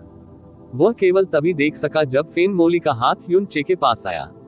उसका वह पंजा सीधे युनचे की पूरी खोपड़ी को चकनाचूर करने के लिए पर्याप्त था। युनचे ने भी कभी नहीं सोचा होगा कि फेन मोली वास्तव में उसके खिलाफ बेशर्मी से काम करेगा। युनचे को एक बार चू यूचेन से सम्राट प्रोफाउंड क्षेत्र में आधे कदम की ताकत महसूस हुई थी, और फेन मोली पहले से ही 30 साल तक सम्राट प्रोफाउंड क्षेत्र में आधे कदम के दायरे में रहा था, इसलिए उसकी गहन ऊर्जा चू यूचेन की तुलना में बहुत अधिक सघन थी। जब वह पंजे का हमला उसके पास आया, तो उसकी गहन ऊर्जा के कारण पैदा हुए भयानक दबाव के कारण युनचे को स्पष्ट रूप से महसूस हुआ जैसे वह एक आकाश से घिरा हुआ था। उस निरंकुश असीम दमनकारी दबाव से बचना तो दूर, वह एक उंगली भी हिलाने में असमर्थ था। हालांकि युनचे हैरान था, लेकिन वह घबराया नहीं। गहरी सांस लेते हुए उसने स्टार गॉड्स ब्रोकन शैडो की शक्ति को सक्रिय किया। RIIIP। वह भयानक आवाज ऐसी थी मानो फेन मोली द्वारा छीनी गई जगह भी फट गई हो। फेन मोली का दाहिना हाथ युनचे के सिर की ओर लपका, लेकिन उसने जो पकड़ा वह सिर्फ एक विस्मयकारी बात की छवि थी। फेन मोली की हरकतें एक पल के लिए रुक गईं, और फिर वह और भी क्रोधित हो गया। वह सम्राट प्रोफाउंड दायरे में आधा कदम की ताकत के साथ एक शक्तिशाली विशेषज्ञ ने आश्चर्य में एक जूनियर पर हमला किया, और वास्तव में अभी भी खाली हवा में हमला किया, और उससे बिल्कुल भी एहसास नहीं हुआ कि युनचे कब चला गया था। लेकिन उसके पास युनचे के अजीब और अप्रत्याशित गहन आंदोलन कौशल से आश्चर्यचकित होने का समय नहीं था। रोष की ज्वाला प्रज्वलित करते हुए उसने एक बार फिर युनचे की स्थिति पर कब्जा कर लिया। एक गुर्राहट के साथ उसके शरीर से अचानक बड़ी मात्रा में बैंगनी रंग की गहरी लपटें निकलने लगी। बैंगनी गहरी लपटें दर्जनों बैंगनी लॉ ड्रैगन में परिवर्तित हो गईं, जो गुप्त रूप से युनचे की ओर बढ़ी। प्रत्येक लॉ की शक्ति ड्रैगन, हेवन बर्निंग ड्रैगन फेन जुएबी द्वारा छोड़े गए से कई गुना अधिक शक्तिशाली था। रुकना, सब कुछ एक झटके में घटित हुआ, और अब जाकर अंततः सभी ने प्रतिक्रिया व्यक्त की। दो अलग अलग दिशाओं से दो तेज दहाड़ें सुनाई दी, एक किन वुशांग से और दूसरी लिंग यूफेक से। वे एक ही समय में खड़े हो गए और तलवार प्रवचन क्षेत्र की ओर बढ़ने वाले थे। हालांकि इस समय एक बर्फीली नीली आकृति जो हड्डियों को छेदने वाली ठंडक ला रही थी, उनके जाने से पहले ही स्वॉर्ड डिस्कोज एरेना की ओर उड़ गई। CRA crack. हवा में बर्फ बनने की आवाजें आने लगी, और कुछ ही पल में आसमान में छाई बैंगनी लपटें बर्फ में जम गईं। भयानक उच्च तापमान भी तेजी से कम हो रहा था, और तेजी से बर्फ जैसा ठंडा हो गया। इस समय एक अत्यंत सुंदर नीली परी जैसी आकृति आसमान से उतरी। वह युनचे के सामने तैर रही थी, उसके पैर जमीन से ठीक ऊपर थे। उसके उतरने के साथ आसपास की क्रिस्टलीकृत बर्फ बिखर गई और बैंगनी आग के साथ गायब हो गई। लिंग यूफेक, जो बाहर निकलने ही वाला था, अचानक अपनी जगह पर रुक गया। उसने चकित भाव से स्वॉर्ड डिस्कोज अरेना में सुंदर आकृति की ओर देखा। ऐसा क्यों है? उसे थोड़ा युनचे ने सुखद आश्चर्य के साथ उत्साहित होकर कहा, लेकिन तुरंत बाद में उसने जो शब्द कहा वह वास्तव में नर्म हो गया। उद्धरण चिन्ह ... परी। फेन मोली के पहले हमले ने वास्तव में युनचे को काफी डरा दिया था। सम्राट प्रोफाउंड दायरे में एक आधा कदम की ताकत के खिलाफ रोकना उसके लिए मूल रूप से असंभव था। जैसे ही वह उसे छूता, वह तुरंत नष्ट हो जाता और उसके पास कुछ भी नहीं बचता। यदि उसकी उपस्थिति न होती, तो वह जैस्मीन की ताकत का उपयोग करने के लिए मजबूर होता। लेकिन अगर ऐसा हुआ, तो वह निस्संदेह अपना अंतिम तुरुप का पत्ता सभी की आंखों के सामने उजागर कर देंगे। चू यूचेन, जिसकी पीठ उसकी ओर थी, को लगा कि उसने उसकी आवाज नहीं सुनी है, क्योंकि उसने कोई प्रतिक्रिया नहीं दी। एक जोड़ी बर्फ जैसी आंखों ने ठंडी नजरों से फेन मोली की ओर देखा। चू युली उठ खड़ा हुआ। उसकी खूबसूरत आंखें आश्चर्य से भर गईं। युनचे के खिलाफ फेन मोली का अभिनय स्वाभाविक रूप से बेशर्म और घृणित था। उनका मानना था कि कई विशेषज्ञ जो इस दृश्य को देखने के लिए खड़े नहीं हो सकते थे, वे इसमें कदम रखेंगे, खासकर हेवनली स्वॉर्ड विला के लोग। यहाँ तक कि वह खुद भी आगे बढ़ने के लिए प्रेरित थी। हालांकि मूल रूप से उसका दृढ़ विश्वास था कि अगर कभी कोई ऐसा होगा जो उसे रोकने के लिए आगे नहीं आएगा, तो वह निश्चित रूप से उसकी बड़ी बहन चू यूचेन होगी, क्योंकि उसका व्यक्तित्व बेहद ठंडा और उदासीन था, और वह निश्चित रूप से किसी और के मामलों की परवाह नहीं करती थी। लेकिन जिस बात की उसने पूरी तरह से उम्मीद नहीं की थी, वही ये थी कि चू यूचेन वास्तव में कदम रखने वाला पहला व्यक्ति था। उसने न केवल उसे रोका, बल्कि वह युनचे के सामने भी बचाव कर रही थी, और बर्निंग हेवन कबीले के महान बुजुर्ग फेन मोली का सामना कर रही थी। देवताओं के विरुद्ध अध्याय 223 सिंहासन की शक्ति। आप ऑडियो बुक्स 108 देख रहे हैं। धोखेबाजों से सावधान रहें। अध्याय 223 सिंहासन की शक्ति। चू यूचेन, इसका क्या मतलब है? चून की स्थिति पहले ही इस स्तर तक बढ़ चुकी थी। फेन मोली ने गुस्से को अपने ऊपर हावी होने दिया और व्यावहारिक रूप से सभी परिणामों को नजरअंदाज कर दिया। हालांकि वह कई साल पहले केवल एक बार चू यूचेन से मिला था, फिर भी उसने उसे एक नजर में ही पहचान लिया। हालांकि उसने कभी सोचा भी नहीं था कि फ्रोजन ब्यूटी की प्रसिद्ध परी अचानक उस पर हमला कर देगी। चू यूचेन ने ठंडे स्वर में उत्तर दिया, बनिंग हेवन कबीले के एक महान बुजुर्ग के रूप में आप बिना किसी कारण के एक जूनियर पर हमला करने में कितने बेशर्म हैं। फेन मोली भौंचक्का रह गया। उसने बनिंग हेवन कबीले के एक शिष्य को गंभीर रूप से घायल कर दिया। केवल इस कारण से उसके लिए 10,000 मरना अभी भी अपर्याप्त होगा। चू यूचेन, ये हमारे बनिंग हेवन कबीले का मामला है। फ्रोजन क्लाउड एसगार्ड के किसी सदस्य के लिए हस्तक्षेप करना उचित नहीं है। मैं निश्चित रूप से हस्तक्षेप करने जा रहा हूँ। चू यूचेन ने अपना बर्फ जेट जैसा हाथ बढ़ाया और उसकी हथेली में एक टिमटिमाती गहरी नीली रोशनी दिखाई दी। अच्छा टिल्डर, फेन मोली ने अपनी भौहें कस ली। मैंने हमेशा सुना है कि फ्रोजन ब्यूटी की परी कम उम्र में ही सम्राट प्रोफाउंड दायरे में आधे कदम तक पहुंच चुकी है और यहाँ तक कि जो परी असगार्ड के कौशल को भी पार कर गई है। मालकिन, जब वह इतनी उम्र की थी, ब्लू विंड एम्पायर की महिलाओं में आपकी कोई बराबरी नहीं है। आज मुझे फ्रोजन क्लाउड 7 फेरीज के नंबर 1 कौशल का अनुभव करने दीजिए। चू यूचेन, फेन मोली का सामना करना काफी आश्वस्त था। भले ही वे दोनों सम्राट प्रोफाउंड दायरे में आधे कदम पर थे, चू यूचेन ने केवल कुछ वर्षों के लिए इसमें कदम रखा था, जबकि फेन मोली पहले ही पूरे 30 वर्षों तक इसमें रह चुका था। भले ही वह एम्परर प्रोफाउंड दायरे में घुसने में असमर्थ था, उसे विश्वास था कि वह उन लोगों से नहीं हारेगा जो एम्परर प्रोफाउंड दायरे में आधा कदम आगे थे। हाँ, फेन मोली जोर से चिल्लाया क्योंकि उसका पूरा शरीर एक उभरती हुई बैंगनी गहरी लौ से जलने लगा। अपने दोनों हाथों को ऊपर उठाते हुए उसके हाथों में बैंगनी आग की लपटें एक साथ मिलकर एक तलवार बन गईं जो 30 मीटर से अधिक लंबी थी। उसने अचानक इसे चू यूचेन की ओर फेंक दिया। उनकी जानकारी के अनुसार बैंगनी गहरी लौ को ब्लू विंड एम्पायर के भीतर सबसे मजबूत लौ के रूप में जाना जाता था और आमतौर पर स्काई प्रोफाउंड दायरे के बाद के चरणों में केवल लोग ही इसका उपयोग करने में सक्षम थे। अफवाह ये थी कि बैंगनी गहरी लपटों के नीचे, पृथ्वी के गहरे क्षेत्र के उत्तरार्ध के नीचे गहन शक्ति वाला कोई भी व्यक्ति तुरंत जलकर राख हो जाएगा, कोई प्रतिरोध करने में असमर्थ होगा। यदि बैंगनी रंग की लौ एक छोटी सी झील के पार चली जाए तो कुछ ही क्षण में नदी का पानी पूरी तरह से वाष्पित हो जाएगा। ये बहुत भयावह था। फेन मोली की ज्वाला तलवार की गति तेज नहीं थी, हालांकि यूचे चू यूचेन से बहुत पीछे नहीं था। अगर वह प्रहार से बच जाती तो बैंगनी रंग की गहरी लौ यूनचे पर गिरती। भले ही यूनचे के पास पंख हो, फिर भी वह बच नहीं पाएगा। यदि चू यूचेन को सीधे झटका लगा तो फेन मोली को भरोसा था कि इस हमले से कम उसे कुछ चोटें आएंगी। चू यूचेन ने अपने पैर नहीं हिलाए क्योंकि उसका हमले से बचने का कोई इरादा नहीं था। इसके बजाय उसकी हथेली ऊपर की ओर झुक गई और वह खाली हाथों से लौ की तलवार की ओर लपकी। बजना, वह विशाल ज्वाला तलवार जो दमघोंटू गर्मी की लहर लेकर आई थी, अचानक एक अदृश्य बाधा से टकरा गई और बीच हवा में रुक गई। इसके बाद तलवार की नोक पर एक गहरी नीली रोशनी दिखाई दी।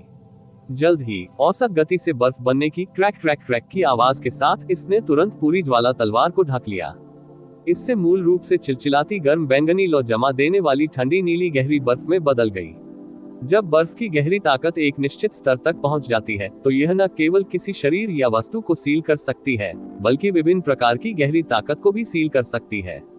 गुनगुनाहट। चू यूचेन की जैद हथेली के पलटने के बाद पूरे तलवार प्रवचन क्षेत्र में एक विस्फोट की आवाज गूंज उठी।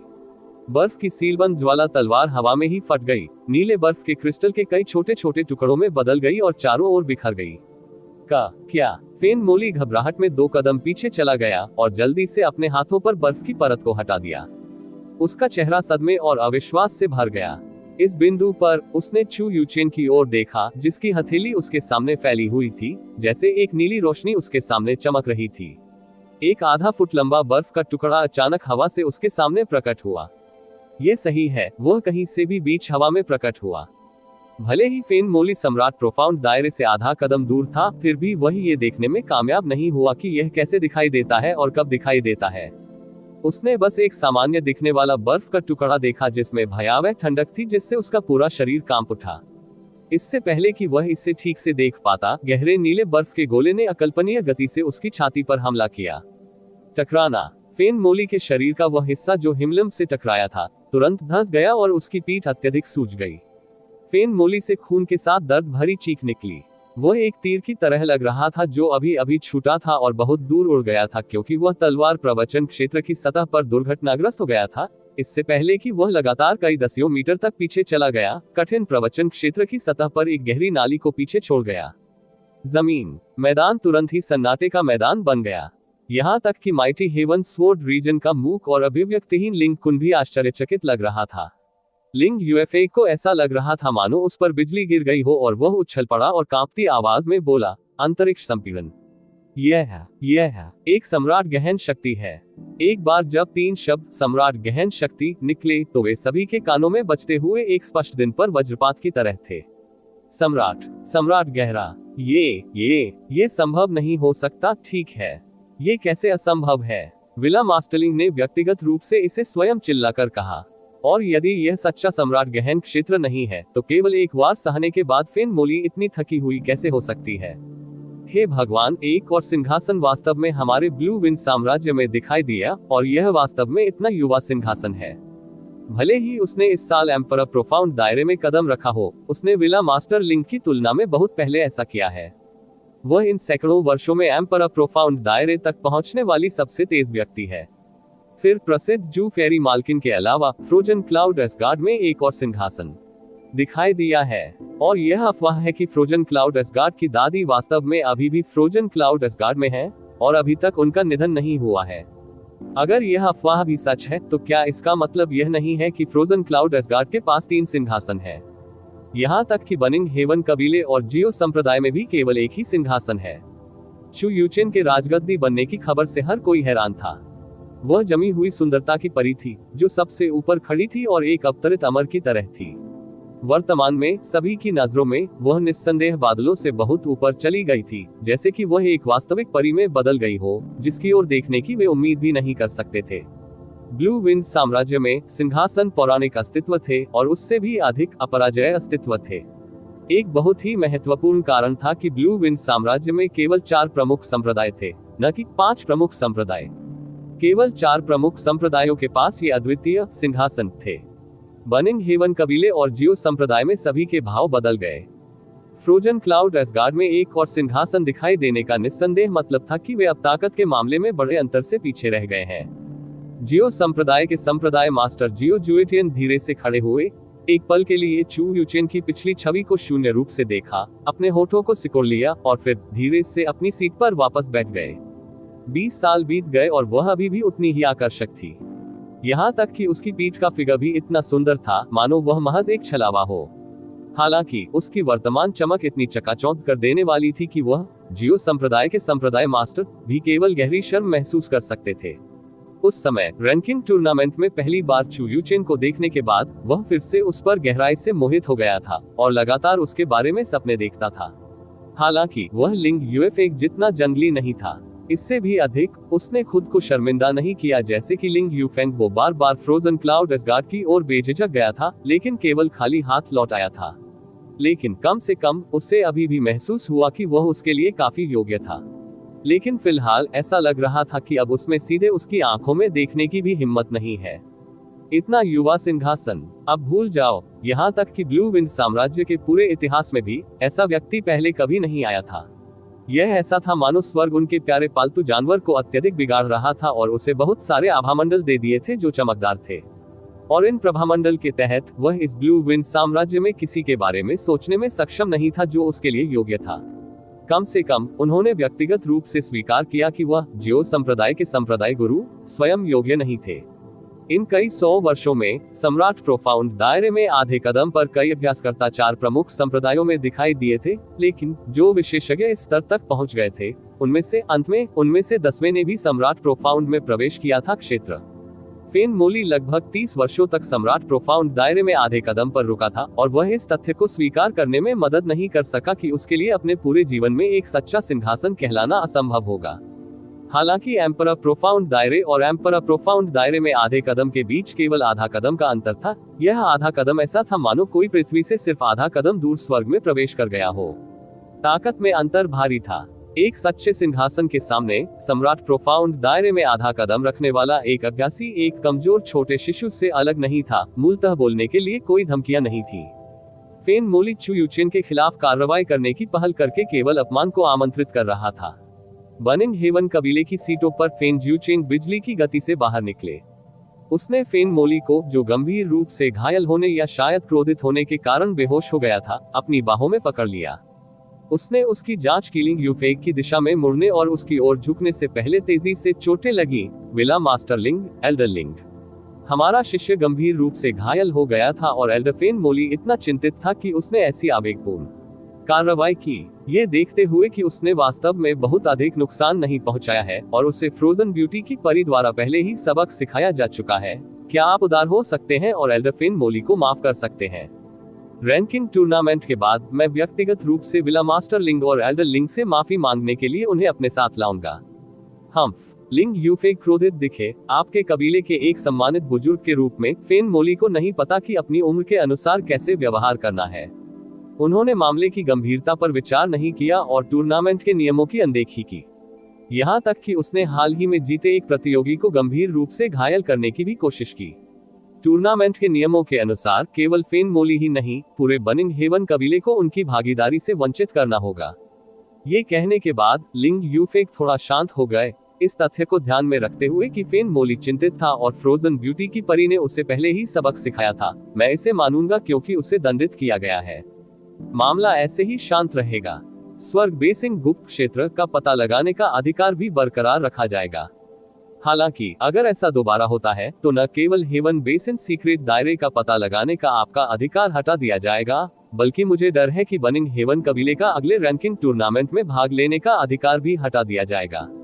बनिंग हेवन कबीला निस्संदेह अन्य कुलों से अलग था। लिंग यूफेक उन्हें नाराज नहीं करना चाहता था। अपने कठोर शब्दों के बावजूद उन्होंने पहले ही एक बड़ा कदम पीछे ले लिया था और उन्हें पर्याप्त चेहरा दिया था। फेन ज्यूचेग ने बड़ी राहत की सांस ली जब उन्होंने फेन मोली को स्वॉर्ड डिस्कोज एरेना से दूर लाने से पहले एक जूनियर के शिष्टाचार के साथ लिंग यूफेन को प्रणाम किया। सभी की निगाहें चू यूचेन पर टिक गईं। यूचे ने हल्की सी मुस्कान के साथ एक कदम आगे बढ़ाया। जमे हुए सौंदर्य की परी, बचाने के लिए धन्यवाद। इससे पहले कि वह बोलना समाप्त करता, उसके सामने बर्फ की आत्मा हिल गई क्योंकि सौंदर्य और शांत आकृति तलवार प्रवचन क्षेत्र से गायब हो गई और वापस अपनी सीट पर लौट आए। युनचे चुपचाप हंसे। उसकी हंसी के पीछे का अर्थ केवल वही समझ सका। ये चू यूचेन वास्तव में सरल नहीं है। वह इतनी कम उम्र में ही एक सिंहासन बन चुकी है। इसमें कोई आश्चर्य की बात नहीं है कि जब आप छोटे थे तो आप उससे इतने मंत्रमुग्ध थे। जुवाना युवान यूफेक ने लिंग यूफेक का सामना किए बिना कहा। लिंग यूफेक थोड़ा मुस्कुराया और उत्तर दिया, प्रिय, तुमने जो कहा वह गलत है। जब मैं छोटा था तो मैं उसकी प्रतिभा से नहीं बल्कि उसके रूप से मंत्रमुग्ध था। मुझे इसकी बिल्कुल भी उम्मीद नहीं थी कि वह न सिर्फ खूबसूरत है बल्कि इतनी प्रतिभाशाली भी है। ये वाकई काफी चौंकाने वाला था। उसे इतनी शांति से मुस्कुराते हुए देखकर जुवाना युवान यूफेक को अचानक राहत मिली और उसने अपना आधा शरीर लिंग यूफेक के शरीर पर स्थानांतरित कर दिया। क्वार्टर फाइनल का दूसरा मैच हेवनली स्वॉर्ड विला के लिंग जी वीएस हेवनली स्वॉर्ड विला के लिंग फेयू। भले ही वे दोनों हेवनली स्वॉर्ड विला के थे, एक स्पिरिट प्रोफाउंड दायरे के छठे स्तर पर था जबकि दूसरा 9वें स्तर पर था। इससे कोई फर्क नहीं पड़ता कि कोई इसे कैसे देखता, युद्ध का परिणाम स्पष्ट था। लिंग जी सबसे पहले मंच पर गए और अपने हाथों को अपनी छाती पर पार कर लिया। उसने अपने मुंह के कोनों को थोड़ा पीछे खींच लिया और पूरी तरह से निडर दिख रहा था। काफी समय के बाद लिंग फेयू अंततः मंच पर गया और लिंग जी के सामने खड़ा हो गया। वह कुछ असमंजस में दिखे। आप दोनों अक्सर झगड़ते रहे हैं। इस बार क्या आप दोनों निश्चित हैं कि आप प्रतिस्पर्धा करना चाहते हैं? लिंग वगौ ने गहन ऊर्जा बाधा के बाहर खड़े होकर भावहीन होकर पूछा। एक बुजुर्ग के रूप में वह विला के युवा शिष्यों के कौशल स्तर के बारे में बहुत स्पष्ट थे। उनका सवाल सुनकर मंच के नीचे मौजूद लोग इसका मतलब पूरी तरह समझ गए। इन दोनों लोगों के बीच ताकत का अंतर बहुत बड़ा होना चाहिए। अपने सामान्य झगड़े में वे हमेशा एक पक्ष के साथ दूसरे को पूरी तरह से दबा देते हैं। यहाँ तक कि अगर उन्हें फिर से प्रतिस्पर्धा करनी पड़ी तो भी दूसरा परिणाम आना असंभव होगा और वे केवल अपना समय बर्बाद करेंगे। लिन वगौ की बातें सुनकर लिंग जी की वास्तव में उतनी बड़ी प्रतिक्रिया नहीं हुई। हालांकि लिंग फेयू के होठों का कोना हिल गया, उसकी आंखों में हल्का सा संघर्ष दिखाई दिया और फिर उसने अंततः आह भरी और कहा, ठीक है, मैं आत्मसमर्पण करता हूँ। वाह! मंच के नीचे मौजूद लोगों ने तुरंत एक के बाद एक अपनी आंखें चौड़ी कर ली। एक जिसने आत्मसमर्पण करने की पहल की वह लिंग जी नहीं था, जिसके पास केवल आत्मा के गहन क्षेत्र के छठे स्तर की ताकत थी। लेकिन लिंग फेयू, जिसने स्पिरिट प्रोफाउंड दायरे के 9वें स्तर पर अपनी ताकत के साथ आसानी से क्वार्टर फाइनल में प्रवेश कर लिया था। अगेंस्ट द गॉड्स चैप्टर 224 दिया क्विंग यू बनाम जियो कुंडलेई। आप ऑडियो बुक्स 108 देख रहे हैं। धोखेबाजों से सावधान रहें। अध्याय 224 जिया क्विंग्यू बनाम जियो कुंडलेई। जिसने पीछे हटने की पहल की वह लिंगजी नहीं बल्कि वास्तव में लिंग फेयू था। यू चे भी आश्चर्यचकित था। अपने पिछले मैचों में लिंग फेयू ने जो ताकत दिखाई वह अतुलनीय रूप से चौंकाने वाली थी। समूह 1 में अभ्यासकर्ता समूह 2 के स्तर से बहुत दूर थे और लिंग फेयू समूह 1 में सार्वजनिक रूप से स्वीकृत सबसे मजबूत अभ्यासकर्ता थे। चाहे वह 32 का राउंड हो या 16 का राउंड, उसने हमेशा अपने प्रतिद्वंद्वी को 5 एक्सचेंजों में आसानी से हरा दिया था। लिंग जी के खिलाफ इस मैच में सभी का मानना था कि लिंग जी हार जाएंगे या आत्मसमर्पण करने की पहल करेंगे। किसी को उम्मीद नहीं थी कि जिसने आत्मसमर्पण करने की पहल की वह वास्तव में लिंग फेयू होगा। क्या इसका मतलब यह है कि कल के लिए जूनियर ब्रदर यू का प्रतिद्वंद्वी लिंग जी है? इस परिणाम के कारण वास्तव में कैंग यू ने अवचेतन रूप से राहत की एक छोटी सांस ली। आखिरकार इससे कोई फर्क नहीं पड़ता कि आप इसके बारे में कैसे सोचते हैं। स्पिरिट प्रोफाउंड दायरे का छठा स्तर स्पिरिट प्रोफाउंड दायरे के 9वें स्तर की तुलना में कम खतरनाक लगता है। क्या ऐसा हो सकता है कि चूंकि लिंग जी विला मास्टर का बेटा है, लिंग फेयू उसे मंच पर हराने की हिम्मत नहीं करता, इसलिए उसने पहले आत्मसमर्पण कर दिया? जिया युवानबा ने अपना सिर खुजलाते हुए असमंजस में पूछा। नहीं, यदि हेवनली स्वॉर्ड विला इतना आडंबरपूर्ण स्थान होता तो ये कभी भी ब्लू विंड एम्पायर की नंबर 1 शक्ति नहीं बन पाता। यू चे ने अपनी भौहों को थोड़ा नीचे झुकाया और लिंग जी पर एक नई नजर डाली, जो तलवार प्रवचन क्षेत्र में खुशी से हंस रहा था। केवल एक ही संभावना है और वह यह है कि लिंग जी की ताकत लिंग फेयू से अधिक है। इतना ही नहीं, यह शायद उससे कहीं आगे निकल गया। ऐसा लगता है कि कल एक कठिन लड़ाई होगी।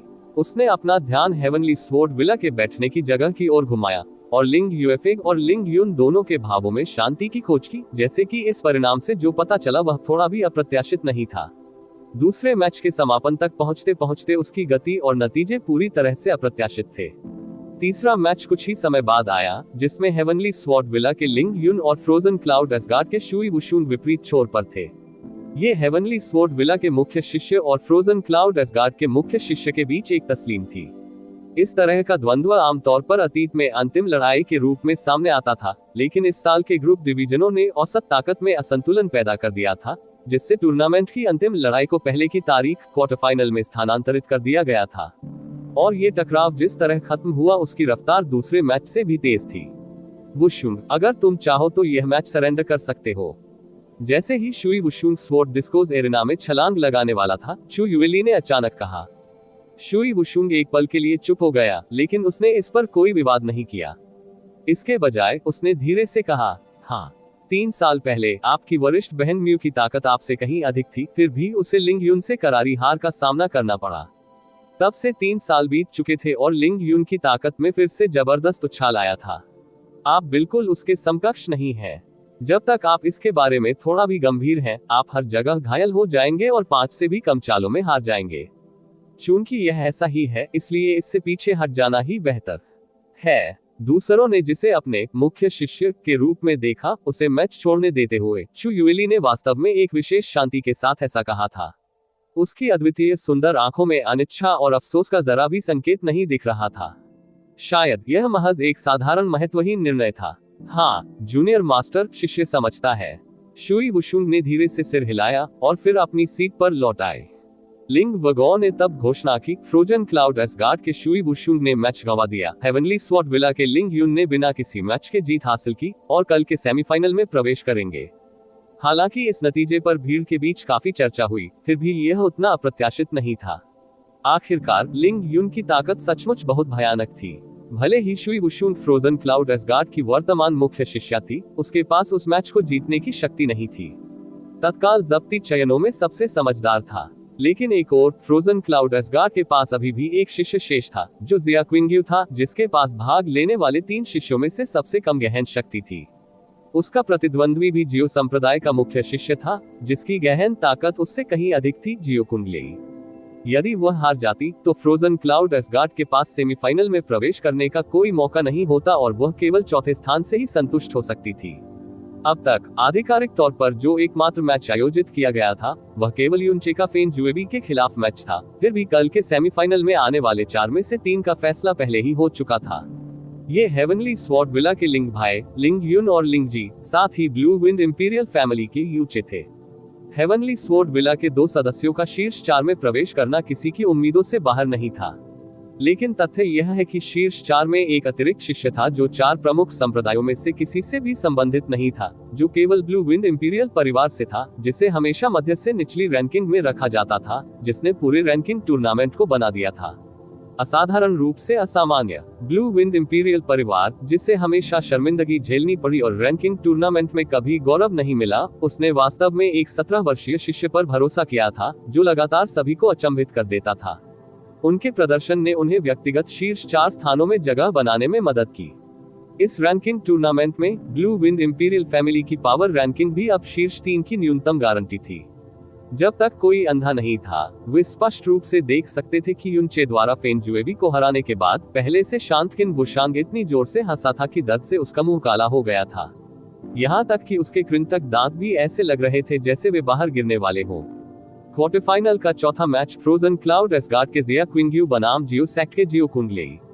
हो सकता है कि दोनों प्रतियोगी 30 सांसों के भीतर तलवार प्रवचन क्षेत्र में प्रवेश करें, अन्यथा इसे मैच छोड़ना माना जाएगा।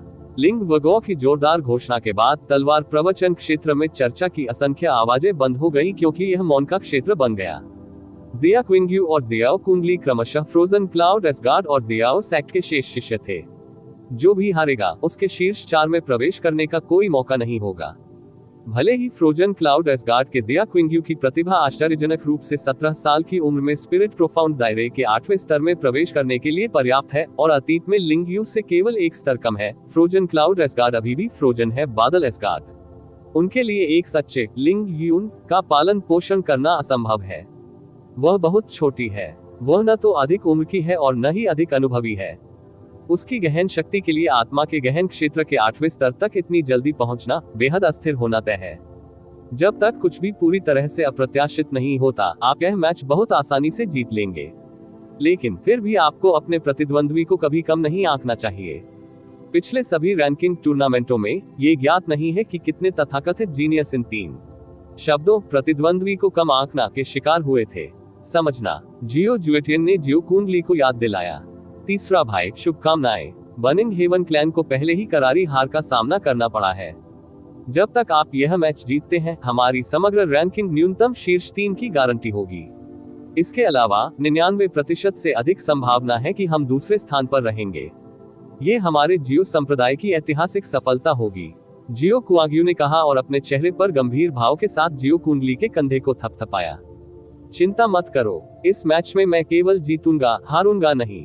मत भूलो, मैंने अभी भी अपनी पृथ्वी चौंकाने वाली तलवार नहीं निकाली है। अगर मैं अर्थ शॉकन तलवार को प्रकट करता हूं, तो स्पिरिट प्रोफाउंड दायरे के केवल 8वें स्तर पर जिया क्विंग्यू के बारे में भूल जाओ। भले ही वह स्पिरिट प्रोफाउंड दायरे के 10वें स्तर के शिखर पर कोई हो, फिर भी मेरे लिए हारना असंभव है, जियो कुंडली ने पूरे आत्मविश्वास के साथ कहा। हथियार के मामले में जरूरी नहीं कि हम फायदे में हो। जियो हुजी की भौहें सिकुड़ गईं। हमारे पास पृथ्वी को हिला देने वाली तलवार है, लेकिन मत भूलो, फ्रोजन क्लाउड एसगार्ड के पास आइस फीनिक्स हेस्ट्रोफ्लोवर रिबन। शुई वुशुंग ने पहले ही आत्मसमर्पण कर दिया था, इसलिए इस मैच में फ्रोजन क्लाउड एसगार्ड के पास न हारने का हमसे भी बड़ा कारण है। इस बार फ्रोजन क्लाउड एसगार्ड अनिवार्य रूप से जिया क्विंग्यू को स्काई प्रोफाउंड वेपन देगा। आप इसके बारे में पूरी तरह से जरूरत से ज्यादा सोच रहे हैं। आइस फीनिक्स स्नोफ्लोवर रिबन में महारत हासिल करने के लिए व्यक्ति को कम से कम पृथ्वी गहन क्षेत्र में होना चाहिए। भले ही यह जिया क्विंग्यू के हाथों में हो, यह अधिकतम अपनी शक्ति का केवल 30% ही प्रदर्शित करेगा। इसके अलावा तो क्या होगा अगर यह वास्तव में अपनी सारी शक्ति प्रदर्शित कर सके। हाथ में उसी स्काई प्रोफाउंड वेपन के साथ कुंडली का अनुभव और गहन ताकत जिया क्विंग्यू से कहीं आगे निकल जाएगी। मुझे यह मत बताओ कि वह भी उसे हराने के लिए पर्याप्त नहीं है, जियो बोयुन ने प्रसन्न मुद्रा में कहा। अपने पोते जियो जेन की जियो कुंडली के खिलाफ हार के बारे में जियो बोयुन स्वाभाविक रूप से चिढ़ गया था, लेकिन वर्तमान में जो हो रहा था वह पूरे जियो संप्रदाय की प्रतिष्ठा और सम्मान से संबंधित था। वह स्पष्ट रूप से जियो कुंडली को हारते हुए नहीं देखना चाहता था। हर कोई निश्चिंत रहे, अगर मैं यह मैच हार गया तो मेरे पास जियो सैक्ट में लौटने का मौका नहीं होगा। जियो कुंडली ने एक बार सिर हिलाया और फिर धीरे से जमीन पर उतरने से पहले अचानक 100 मीटर से अधिक हवा में उछल गया। उसने फिर से 100 मीटर से अधिक छलांग लगाए और फिर तेजी से तलवार प्रवचन क्षेत्र के केंद्र में उतरा। उसके उतरने से पहले एक लंबी तलवार को उसके म्यान खोलने की आवाज के बीच पहले ही बाहर निकाला जा चुका था। इससे कोई फर्क नहीं पड़ता कि तलवार की प्रभावशाली आभा या उपयोगकर्ता की प्रभावशाली आभा, दोनों ही अतुलनीय रूप से चौंकाने वाले थे और प्रशंसा की सांसें खींच रहे थे। मैंने सुना है कि जियो कुंडली की जन्मजात प्रतिभा उसके सबसे बड़े भाई जियो कुन फेंग और दूसरे भाई जियो कुआंग्यू से जरा भी कमतर नहीं है। मुझे डर है कि यह मैच जरा भी सस्पेंस भरा ना हो। तो क्या हुआ अगर उसकी जन्मजात प्रतिभा उच्च है? क्या वह रखेल से पैदा नहीं हुआ है? भविष्य में वह ज्यादा से ज्यादा एक प्राचीन बनेगा? ऐसा नहीं हो सकता। केवल जियो जुएटिन का सबसे छोटा बेटा जियो कुंग्यून उनकी आधिकारिक पत्नी से पैदा हुआ है, लेकिन हर कोई जियो कुंग्यून की प्लेबॉय प्रवृत्ति से अवगत है। उसकी उम्र लगभग जियो कुंडली जितनी ही है और मैंने सुना है कि जियो जुएटिन ने अपने शरीर पर असंख्य संसाधनों का उपयोग किया था, लेकिन ऐसा लगता है जैसे वह आत्मा के गहन दायरे तक भी नहीं पहुंच सका। यदि भविष्य में जियो कुंग्यून को जियो संप्रदाय विरासत में मिला तो मेरा मानना है कि यह पूरी तरह से नष्ट हो जाएगा। जियो संप्रदाय ऐसी गलती कभी नहीं करेगा। संप्रदाय का भावी उत्तराधिकारी अनिवार्य रूप से जियो कुन फेंग, जियो कुआंग्यू और जियो कुंडली में से एक व्यक्ति होगा। मुझे डर है कि जब वह समय आएगा तो एक बार फिर खुले और गुप्त दोनों तरीकों से एक और प्रतिद्वंद्विता होगी। अगर ठीक से नहीं संभाला गया तो वे भाईचारा भी कर सकते हैं। जैसे ही जियो कुंडली मंच पर चढ़े, चर्चा का केंद्र बिंदु वास्तव में लड़ाई पर नहीं बल्कि स्वयं जियो कुंडली पर था। ऐसा इसलिए था क्योंकि अधिकांश लोगों का मानना था कि अगला मैच बिल्कुल भी सस्पेंस भरा नहीं होगा। जितना संभव हो अपनी ताकत बनाए रखें, बहुत अधिक खुलासा न करें ताकि कल के प्रतिद्वंद्वी को सतर्क रहने से बचाया जा सके।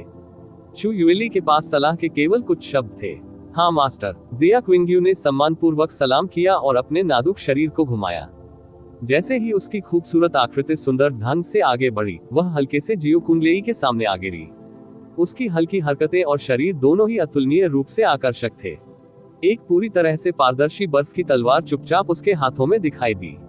एक बर्फ की तलवार मूल रूप से फ्रोजन क्लाउड एसगार्ड शिष्य का हस्ताक्षर हथियार बन गई थी। फ्रोजन क्लाउड एसगार्ड की पसंद का मुख्य हथियार भी तलवार थी, लेकिन उनकी तलवारें बर्फ से बनी थी और सभी अलग अलग डिग्री की ठंडी हवा उत्सर्जित करती थी। चू यूचेन की तलवार भी वैसी ही थी और जिया क्विंग्यू की तलवार भी वैसी ही थी। हालांकि जिया क्विंग्यू की बर्फ की तलवार का ग्रेड उस तलवार की तुलना नहीं कर सकता है जिसका इस्तेमाल चू यूचेन ने मौत के बंजर भूमि में बार ड्रैगन की जोड़ी के खिलाफ अपने जीवन और मृत्यु की लड़ाई के दौरान किया था। अच्छा, लिंग वुहॉ ने सिर हिलाया और फिर अपना दाहिना हाथ उठाया। क्वार्टर फाइनल का आखिरी मैच फ्रोजन क्लाउड एसगार्ड के जिया क्विंग्यू बनाम जियो सेक्ट के जियो कुंडली। मैच शुरू। यह विनम्र व्यक्ति जियो कुंडली है और यहाँ जिया फेरी के फ्रोजन क्लाउड आर्ट्स का अनुभव लेने के लिए आया है। जैसे ही उसकी लंबी तलवार सामने की ओर उठी, जियो कुंडली मुस्कुराने लगा। उसने तेजी से अपने शरीर को चारों ओर घुमाया, जिससे एक हरे रंग का चक्रवात उत्पन्न हुआ। उसके शरीर के पीछे एक विशेष अत्याचारी बाज की छवि थी। इस समय उसके पूरे शरीर पर प्रभावशाली आभा और भी मजबूत हो गई, जो इस स्तर तक पहुंच गई कि कोई भी प्रशंसा में हौंफने पर मजबूर हो जाएगा। फ्रोजन क्लाउड एसगार्ड खूबसूरत महिलाओं का जमावड़ा था। भले ही जिया क्विंग्यू का चेहरा एक सफेद घूंघट से ढका हुआ था, लेकिन उसकी आकृति, आंखें और उजागर बर्फीली त्वचा को देखना यह निर्धारित करने के लिए पर्याप्त था कि वह एक युवा महिला थी जिसके पास अद्वितीय सुंदरता थी जो शहरों को बर्बाद कर सकती थी और किसी भी खूबसूरत महिला के सामने औसत से भी ऊपर की ताकत वाला पुरुष दिखावा करने की मानसिकता रखता है। यदि उसे दूसरे पक्ष की अच्छी राय या प्रशंसा भी मिल जाती है तो ये स्वाभाविक रूप से उसके घमंड को बड़े अंतर से संतुष्ट करेगा। जिया क्विंग्यू की हरकतें उसकी तुलना में कहीं अधिक तेज थीं। उसने सीधे उस पर अपनी तलवार फेंकी, जैसे बर्फ की तलवार की तेज नोक के ऊपर एक शानदार बर्फ का कमल खिल गया। Against the gods chapter 225 glazed glass hot exclusive body. आप ऑडियो बुक्स 108 देख रहे हैं। धोखेबाजों से सावधान रहें। अध्याय 225 चमकता हुआ कांच का दिल, उत्तम शरीर। इससे पहले कि दोनों तलवारें बंद होती, तलवार की हवा पहले ही बर्फ के कमल से टकरा चुकी थी। क्लैंग ध्वनि के साथ तलवार की तेज हवा में बर्फ का कमल टुकड़े टुकड़े हो गया। हालांकि यह ऐसे ही नहीं लड़खड़ाया, बल्कि बर्फ के अनगिनत ठोस टुकड़ों में बदल गया और तूफान के खिलाफ जियो कुंडली की ओर बरसने लगा। एक पल में टूटे हुए बर्फ के कमल को लेकर तूफान दोनों के चारों ओर घूम गया, जैसे कि बर्फ और बर्फ का बवंडर बह रहा हो। बजना बजना बजना बजना बजना। टकराने और टूटने की आवाजों के बीच बिखरे हुए बर्फ के टुकड़े जियो कुंडली द्वारा उड़ा दिए गए। हालांकि इन बर्फ के टुकड़ों में जो ठंडी ऊर्जा थी वह उसकी कल्पना से कहीं अधिक भारी थी। जब उसने बर्फ के सभी टुकड़े उड़ा दिए तो उसके दोनों हाथ पहले से ही ठंड से पूरी तरह से लाल हो गए थे और 2 सांसों के बाद ही पूरी तरह से ठीक हो पाए। वह आधा कदम पीछे चला गया और हल्की मुस्कान के साथ कहा, मैंने पहले ही सुना था कि फ्रोजन क्लाउड एसगार्ड की फ्रोजन क्लाउड कला आकाश के नीचे अद्वितीय थी और जैसा कि अपेक्षित था यह अपनी प्रतिष्ठा का हकदार है। आगे मैं और अधिक गंभीर हो जाऊंगा। देवी को अब सावधान रहना चाहिए। जियो कुंडलेई की सद्भावना की याद जो अहंकार से भरी थी, उसे जिया क्विंग्यू से कोई उत्तर नहीं मिला। उसकी साफ और ठंडी आंखें बिना किसी लहर के शांत पानी की तरह थी, साथ ही चमकदार चांद की तरह खूबसूरत भी थी। 2 और नजरें देखने के बाद जियो कुंडली की दिल की धड़कन अनियंत्रित रूप से तेज हो गई। जैसे ही उसकी सारी गहन शक्ति उमड़ पड़ी, उसने तुरंत जोर से सांस ली। उसके चारों ओर घूमने वाला तूफान और भी तेज हो गया और उसके पीछे बास की छवि भी अधिक से अधिक स्पष्ट हो गई और ऐसा महसूस हुआ मानो अंत के करीब वह वास्तविक चीज में बदल गया हो। अत्यधिक पवन तलवार। जियो कुंडलेई की आंखें चमक उठी। जैसे ही वह अचानक जिया क्विंग्यू की ओर बढ़ा, उसके शरीर पर तूफान आ गया। उसकी गति सचमुच आंधी के समान तीव्र थी। पृथ्वी के गहन क्षेत्र के नीचे के गहन अभ्यासकर्ता केवल बिजली के बोल्ट की तरह चमकती हुई बात की छवि को देख सकते थे। 4 प्रमुख संप्रदायों में जियो संप्रदाय की गति किसी से पीछे नहीं थी। हाँ, ऐसा लगता है कि थर्ड यंगर ब्रदर तुरंत अपनी सबसे तेज गति प्रदर्शित करने के लिए गंभीर हो गया है। ऐसा लगता है यह मैच बहुत पहले ही खत्म हो जाएगा। जियो कुआग्यू ने इत्मीनान से मुस्कुराते हुए कहा। जियो जुएटियन ने भी धीरे से सिर हिलाया। ऐसा लगता है कि लियर ने हमारी सलाह को नजरअंदाज नहीं किया। उन्होंने दुश्मन को कम नहीं आंका और पीछे भी नहीं हटे। बहुत अच्छा, ये लड़ाई जीतने के बाद उनका सामना लिंग युन से होगा। चूंकि लिंग युन के साथ लड़ाई जीतना असंभव है, आइए इस लड़ाई में अपने जियो संप्रदाय की सच्ची शक्ति का दिल से प्रदर्शन करें। हम्फ।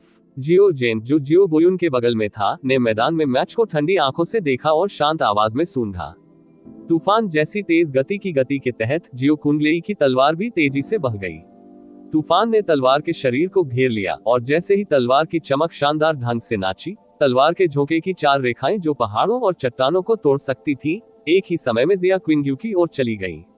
बजना बजना बजना बजना बजना। जिया क्विंग्यू के सामने 4 बर्फ के कमल के फूल खिले और चारों तलवार के झोंकों को अवरुद्ध कर दिया क्योंकि वे बिखर गए थे।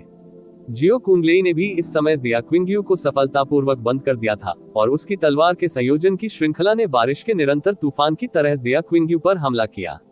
जिया क्विंग्यू इत्मीनान से पीछे हट गया, एक जैसे कदम, और हर कदम पीछे हटने के साथ उसके पैरों के नीचे एक सुंदर बर्फ का कमल खिल जाता। कितना आश्चर्य की बात है, यह जिया क्विंग्यू स्पिरिट प्रोफाउंड दायरे के केवल 8वें स्तर पर है, लेकिन न केवल उसकी फ्रोजन क्लाउड कला आइस लोट्स दायरे के 4थे चरण तक पहुंच चुकी है, बल्कि वह इसे बहुत कम प्रयास से संभाल भी सकती है। पिछले टूर्नामेंट के म्यूलिंगक्स्यू स्पिरिट प्रोफाउंड दायरे के 10वें स्तर पर थे, लेकिन केवल आइस लोट्स दायरे के प्रवेश द्वार पर ही नजर डाल सके। ऐसा लगता है, बिना किसी संदेह के, जिया क्विंग्यू इन कुछ दसियों वर्षों में सर्वोच्च योग्यता वाला शिष्य होना चाहिए। लेकिन ऐसा लगता है कि जिया क्विंग्यू स्पष्ट रूप से नुकसान में है। उसकी सभी चालें जवाबी कार्रवाई के लिए बिना किसी अतिरिक्त ताकत के बचाव की है। इसकी मदद नहीं की जा सकती। उम्र और गहरी ताकत का नुकसान वहीं मौजूद है। जियो कुंडली की पीठ के पीछे बास की छवि ने अपने पंख ऊंचे फैलाए और उसकी तलवार की चालें एक के बाद एक आई। उसे एक लंबी तलवार को उसने तलवार के मृग तृष्णा में घुमाया जिसने आकाश को धुंधला कर दिया। उसकी गति के साथ साथ मायावी मानवीय मृग तृष्णा और तलवार की मृग तृष्णा आपस में जुड़ गई, जिससे कोई भी चकाचौंध हो गया और अपनी आंखों से अनुसरण करने में असमर्थ हो गया। तलवार के प्रहारों के साथ साथ तूफान और बर्फीले कमल की टक्करों से विस्फोटक ध्वनियों की एक श्रृंखला उत्पन्न हुई, जिससे किसी के कान के पर्दे गूंजने लगे। सियान रंग की तलवार का झोंका और बर्फ के कमल के टूटे हुए टुकड़े लगातार गहरे तूफान से बाहर निकल रहे थे, जिससे वे पिंजरे में बंद हो गए। जियो कुंडलेई की आश्चर्यजनक गति का सामना करते हुए जिया क्विंग्यू की चाल धुएं की तरह हल्की थी, जैसे कि वह एक देवी थी जो सुंदर ढंग से नश्वर दुनिया में उतर रही थी। फिर भी वह जियो कुंडलेई की गति से थोड़ी सी भी बाधित नहीं थी। उनके कदमों की हर हरकत के साथ जमीन पर तलवार के निशान के साथ साथ गहरी ऊर्जा के टकराने से बने गड्ढे के निशान उभर आते। संपूर्ण श्रोतागण मौन थे और केवल कानों को छेद देने वाली विस्फोटक ध्वनियों की एक के बाद एक लहरें ही सुनी जा सकती थी। हर एक जोड़ी की निगाहें स्वॉर्ड डिस्कोज अरेना की 2 आकृतियों पर दृढ़ता से केंद्रित थी। उन्होंने सोचा था कि यह एक ऐसा मैच था जो जल्दी खत्म हो जाएगा, और शायद शुरू से ही खत्म हो जाएगा। किसी को उम्मीद नहीं थी कि यह वास्तव में इस हद तक तीव्र होगा। उन दोनों के लिए जिनकी उम्र में 3 साल का अंतर था और ताकत में 1 पायदान का अंतर था, उनकी वर्तमान स्थिति वास्तव में बिना किसी संदेह के समान रूप से मेल खाती थी। जियो संप्रदाय के लोगों का रंग रूप धीरे धीरे भद्दा हो गया। जियो जुएटिन की भौहें धीरे धीरे सिकुड़ गईं और धीमी आवाज में कहा, ऐसा लगता है हमने जिया क्विंग्यू को कम आंका है। उसकी ताकत शायद शुई वुशुंग और वू जुएक्सिन से बिल्कुल भी कमजोर नहीं होगी। कोई बात नहीं, एओ क्या होगा यदि वह तीसरे छोटे भाई के साथ गतिरोध कर सकती है। यदि तीसरा छोटा भाई अर्थ शौकन तलवार का उपयोग करता है तो मैच का नतीजा तुरंत तय हो जाएगा। जियो कुआग्यू ने बिना किसी चिंता के कहा, पृथ्वी को चौंकाने वाली तलवार का उपयोग करना निश्चित रूप से कुछ हद तक अनैतिक और अयोग्य होगा। अभी दोनों बराबरी पर दिख रहे हैं, लेकिन अगर यह इसी तरह जारी रहा तो फायदा अभी भी लियर के पक्ष का ही है।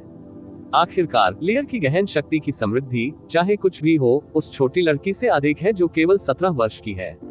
जियो जुएटियन ने टिप्पणी की, जाओ बड़ी बहन जाओ। जिया युवानबा के हाथ पसीने से लथपथ थे। जब वह लगातार चिल्लाता रहा तो उसकी आंखें चौड़ी हो गईं। वह मैदान की स्थिति को स्पष्ट रूप से नहीं पहचान सका और केवल ये देख सका कि जिया क्विंग्यू इस समय पीछे हटती दिख रही थी। उसका हृदय भी अधिकाधिक व्याकुल हो उठा। चिंता मत करो, तुम्हारी बड़ी बहन इतनी आसानी से नहीं हारेगी। यून चे ने लापरवाही से उसे सांत्वना दी। इतनी आसानी से नहीं हारोगे। यून चे के दिमाग में उसने जैस्मीन की फुसफुसाहट की आवाज सुनी, इस महिला के पास खोने की कोई संभावना नहीं है। यदि वह अपनी पूरी ताकत लगाती है तो दूसरी तरफ के व्यक्ति को 5 राउंड तक टिकने का मौका भी नहीं मिलेगा। वर्तमान स्थिति में उसने केवल अपनी असली ताकत को छिपाने के उद्देश्य से विचार विमर्श किया है। ओह, यून चे के दिल में आश्चर्य की लहर उभर आई। 5 राउंड तक भी टिकने का मौका नहीं मिला। यह असंभव है ना। हम्फ, आप अपने से ऊपर के पूरे क्षेत्र को चुनौती दे सकते हैं। इसका आधा कारण आपकी योग्यता और व्यापक क्षमता है, दूसरा आधा कारण आपकी दिव्य गहरी नसें, दिव्य रक्तरेखा और दिव्य गहन कलाएं हैं। लेकिन योग्यता के क्षेत्र में व्यापक क्षमता के साथ साथ संवैधानिक, मुझे अंततः कोई ऐसा व्यक्ति मिल गया जो आपसे पूरी तरह से आगे निकल गया, और वह यह महिला है। न केवल उसके पास सभी 54 गहरे प्रवेश द्वारों के साथ स्वर्गीय भगवान की आध्यात्मिक नसें हैं, बल्कि उसके पास हिम का चमकीला ग्लास का दिल भी है जो स्वर्गीय भगवान की आध्यात्मिक नसों की तुलना में 10,000 गुना अधिक दुर्लभ है। उसका संविधान, यहाँ तक कि जी के दायरे में भी, जिस स्थान से मैं पैदा हुआ था, वो हर 10,000 साल में केवल एक बार 9 प्रोफाउंड एक्सक्लूसिव बॉडी के साथ एक का निर्माण कर सका। कल के बाद क्या आपका प्रतिद्वंद्वी लिंग यून होगा या नहीं, वास्तव में अभी भी अज्ञात है। यू चे, चाहे पिछला जीवन हो या वर्तमान जीवन, फिर भी ये पहली बार था कि यू चे, जो दुनिया के औषधीय तरीकों और संविधान से बेहद परिचित थे, ने hot of snow glazed glass और 9 प्रोफाउंड एक्सक्लूसिव बॉडी के ये 2 नाम सुने थे, और इस प्रकार इन 2 नामों के पीछे के वास्तविक अर्थ को पूरी तरह से नहीं समझ सका। हालांकि जैस्मीन के शब्दों से उसने सदमे की स्पष्ट झलक सुनी, कुछ ऐसा जो जैस्मीन को भी चौंका देगा। आखिर ये साधारण कैसे हो सकता है?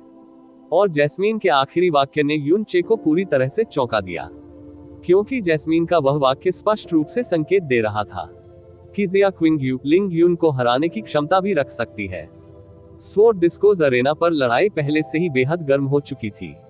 जियो कुंडली के पीछे बाज की छवि ने फिर से अपने पंख फैलाए।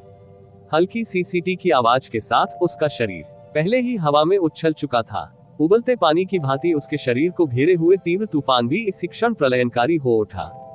हल्के सियान रंग की गहन ऊर्जा तरंगों के वृत्त दर वृत्त धीरे धीरे बाहर की ओर बढ़ते गए और आसपास के पूरे वातावरण को बलपूर्वक दूर धकेलते गए। इसके तुरंत बाद जियो कुंडली की लंबी तलवार एक ढलान के साथ नीचे की ओर इशारा कर रही थी और उसकी सारी गहन ऊर्जा तलवार की नोक पर केंद्रित हो गई। तुरंत लंबी तलवार की नोक हरे रंग की रोशनी के साथ बहुत तेज हो गई और तूफान की एक गेंद बेहद भयावह गति से तलवार की नोक के चारों ओर घूम गई। इस समय दमनकारी आभा की लहर ने पूरे तलवार प्रवचन क्षेत्र को भी ढक दिया था और मैदान की सीमाओं पर मौजूद दर्शकों को तलवार की नोक को देखकर ही घुटन का तीव्र एहसास हुआ, जो वर्तमान में हरी रोशनी से घिरा हुआ था। बिना किसी परिणाम के लंबी लड़ाई के बाद जियो कुंडलेई ने अंततः अपना धैर्य खो दिया, लेकिन पृथ्वी को चौंकाने वाली तलवार नहीं निकाली। कारण वैसा ही था जैसा जियो जुएटिन ने कहा था, किसी ऐसे व्यक्ति का सामना करते समय जियो संप्रदाय की नंबर 1 तलवार का उपयोग करना न केवल अशोभनीय होगा जो युवा और कम ताकत वाला हो, बल्कि इससे दूसरों का मजाक भी उड़ सकता है। उन्होंने निर्णायक रूप से अपनी सबसे मजबूत अंतिम चाल का इस्तेमाल किया। क्षणिक हड़ताल। जियो कुंडली जोर से चिल्लाया और उसका पूरा शरीर तेज तूफान में नीचे की ओर गिर गया। उसका पूरा अस्तित्व मानो एक अवतरित तलवार देवता की तरह था और अत्यंत तेज तलवार की शक्ति जिया क्विंग्यू पर भारी पड़ गई। ओह, मुझे उम्मीद नहीं थी कि थर्ड यंगर ब्रदर वास्तव में इस हद तक फ्लीटिंग स्ट्राइक विकसित कर सकता है। इसे लगभग 40% हासिल किया जाना चाहिए, जियो कुआग्यू ने आश्चर्य से कहा। यह एक सफलता है जो उन्होंने हाल ही में हासिल की है। ऐसा लग रहा है कि मैच खत्म होने वाला है। जियो जुएटियन के चेहरे पर एक विजयी मुस्कान पहले ही उभर आई है। जियो कुंडली की तलवार की ताकत के बेहद तेजी से पतन के साथ साथ दरार की एक रेखा जमीन पर बाहर की ओर फैल गई। फिर भी हवा से इस अतुलनीय भयानक हमले का सामना करते समय जिया क्विंग्यू बेहद शांत दिखाई दिए। उसने अपना सफेद हाथ उठाया और धीरे से बर्फ की तलवार को अपने ऊपर घुमाया। तलवार की नोक के ऊपर एक बर्फ का कमल का फूल चुपचाप खिल गया। लेकिन ये बर्फ का कमल अब बिल्कुल साफ नहीं था, बल्कि इसका रंग आसमान जैसा हल्का नीला था। बूम! जियो कुंडली का फ्लीटिंग स्ट्राइक और जिया क्विंग्यू का बर्फ कमल हवा में टकरा गया। तभी पूरे मैदान में जोरदार आवाज गूंज उठी। सियान रंग के गहन ऊर्जा तूफान ने आसपास के स्थान को पूरी तरह से ढक दिया और बर्फ का कमल भी पूरी तरह से फट गया, जिससे बर्फ के क्रिस्टल और धुंध की बारिश हुई जिसने आकाश को ढक दिया। अचानक दोनों के शरीर पूरी तरह से सियान रंग और हल्के नीले रंग की गहन ऊर्जा से ढक गए, जिससे कोई भी उनकी आकृति का एक संकेत भी देखने में असमर्थ हो गया। वे केवल दो ही सुन सकते थे, प्रस्फुटित गहन ऊर्जा की लहरें पागलपन से टकरा रही है। पूरे 10 सांसों के बाद ही सियान रोशनी और नीली रोशनी अंततः पूरी तरह से फैल गई। दोनों की तलवारों ने अपनी आखिरी टक्कर भी पूरी कर ली थी और टक्कर के प्रभाव से वे क्रमशः पीछे की ओर पीछे हट गई। जिया क्विंग्यू की अभिव्यक्ति में बदलाव का जरा भी संकेत नहीं था और उसकी आकर्षक आंखें अभी भी पानी की तरह स्पष्ट और शांत थीं। चोट लगने की बात तो दूर, उसकी सफेद रंग की लंबी पोशाक पर भी धूल का एक भी कण नहीं लगा। उसके शरीर के चारों ओर तैरने वाली बर्फ की आत्माएं भी थोड़ी सी भी अव्यवस्थित नहीं थी। जियो कुंडली के लिए भी यही स्थिति थी, जो विपरीत दिशा में थी। उसके बालों के अलावा जो थोड़े अव्यवस्थित लग रहे थे, उसके पूरे शरीर पर कोई घाव नहीं था। पहले परम कौशल की उस तीव्र टक्कर के दौरान चमत्कारिक रूप से दोनों में से किसी को भी वास्तव में चोट लगने का कोई संकेत नहीं मिला। लेकिन अभिव्यक्ति से पता चलता है कि जियो कुंडली स्पष्ट रूप से जिया क्विंग्यू जितना शांत नहीं था। उन्हें बिल्कुल उम्मीद नहीं थी कि ऐसा परिणाम होगा। उसने अपनी अंतिम चाल का इस्तेमाल किया जिसमें अभी शुरुआती सफलता हासिल हुई थी, लेकिन उस टक्कर के दौरान उसकी सारी तलवार की ताकत और झोंके को प्रतिद्वंद्वी ने एक के बाद एक रोक दिया था और उसके सिर पर एक भी बाल को नहीं छुआ था। इससे उसके दिल में गुप्त रूप से सदमा लगा और साथ ही उसे बहुत शर्मिंदगी महसूस हुई। ऐसे में उसे समझ आ गया कि अगर उसे जीतना है तो उसे धरती को हिला देने वाली तलवार निकालनी होगी। जैसा कि फ्रोजन क्लाउड एस्गार्ड की एक देवी से अपेक्षा की जाती है, आप वास्तव में दूसरों द्वारा कम नहीं आंके जा सकते। जब मैं देवी के समान उम्र का था तो मैं निश्चित रूप से देवी के बराबर नहीं था, लेकिन यह मैच चाहे कुछ भी हो, मुझे जीतना ही होगा। अगर मैंने इसके कारण किसी भी तरह से देवी को नाराज किया है तो मैं मैच के बाद देवी से माफी जरूर मांगूंगा। जैसे ही उन्होंने बोलना समाप्त किया, जियो कुंडली की तलवार पहले ही हटा दी गई थी। उसका दाहिना हाथ स्थानिक वलय पर दबा हुआ था और पृथ्वी को हिला देने वाली तलवार को बाहर निकालने ही वाला था। लेकिन जैसे ही उसके दाहिने हाथ ने उसके बाएं हाथ को छुआ, उसकी अभिव्यक्ति अचानक थम गई और उसकी हरकतें तुरंत बंद हो गईं। ठीक इसके बाद उसका रंग आश्चर्यजनक तेजी से और भी सफेद हो गया।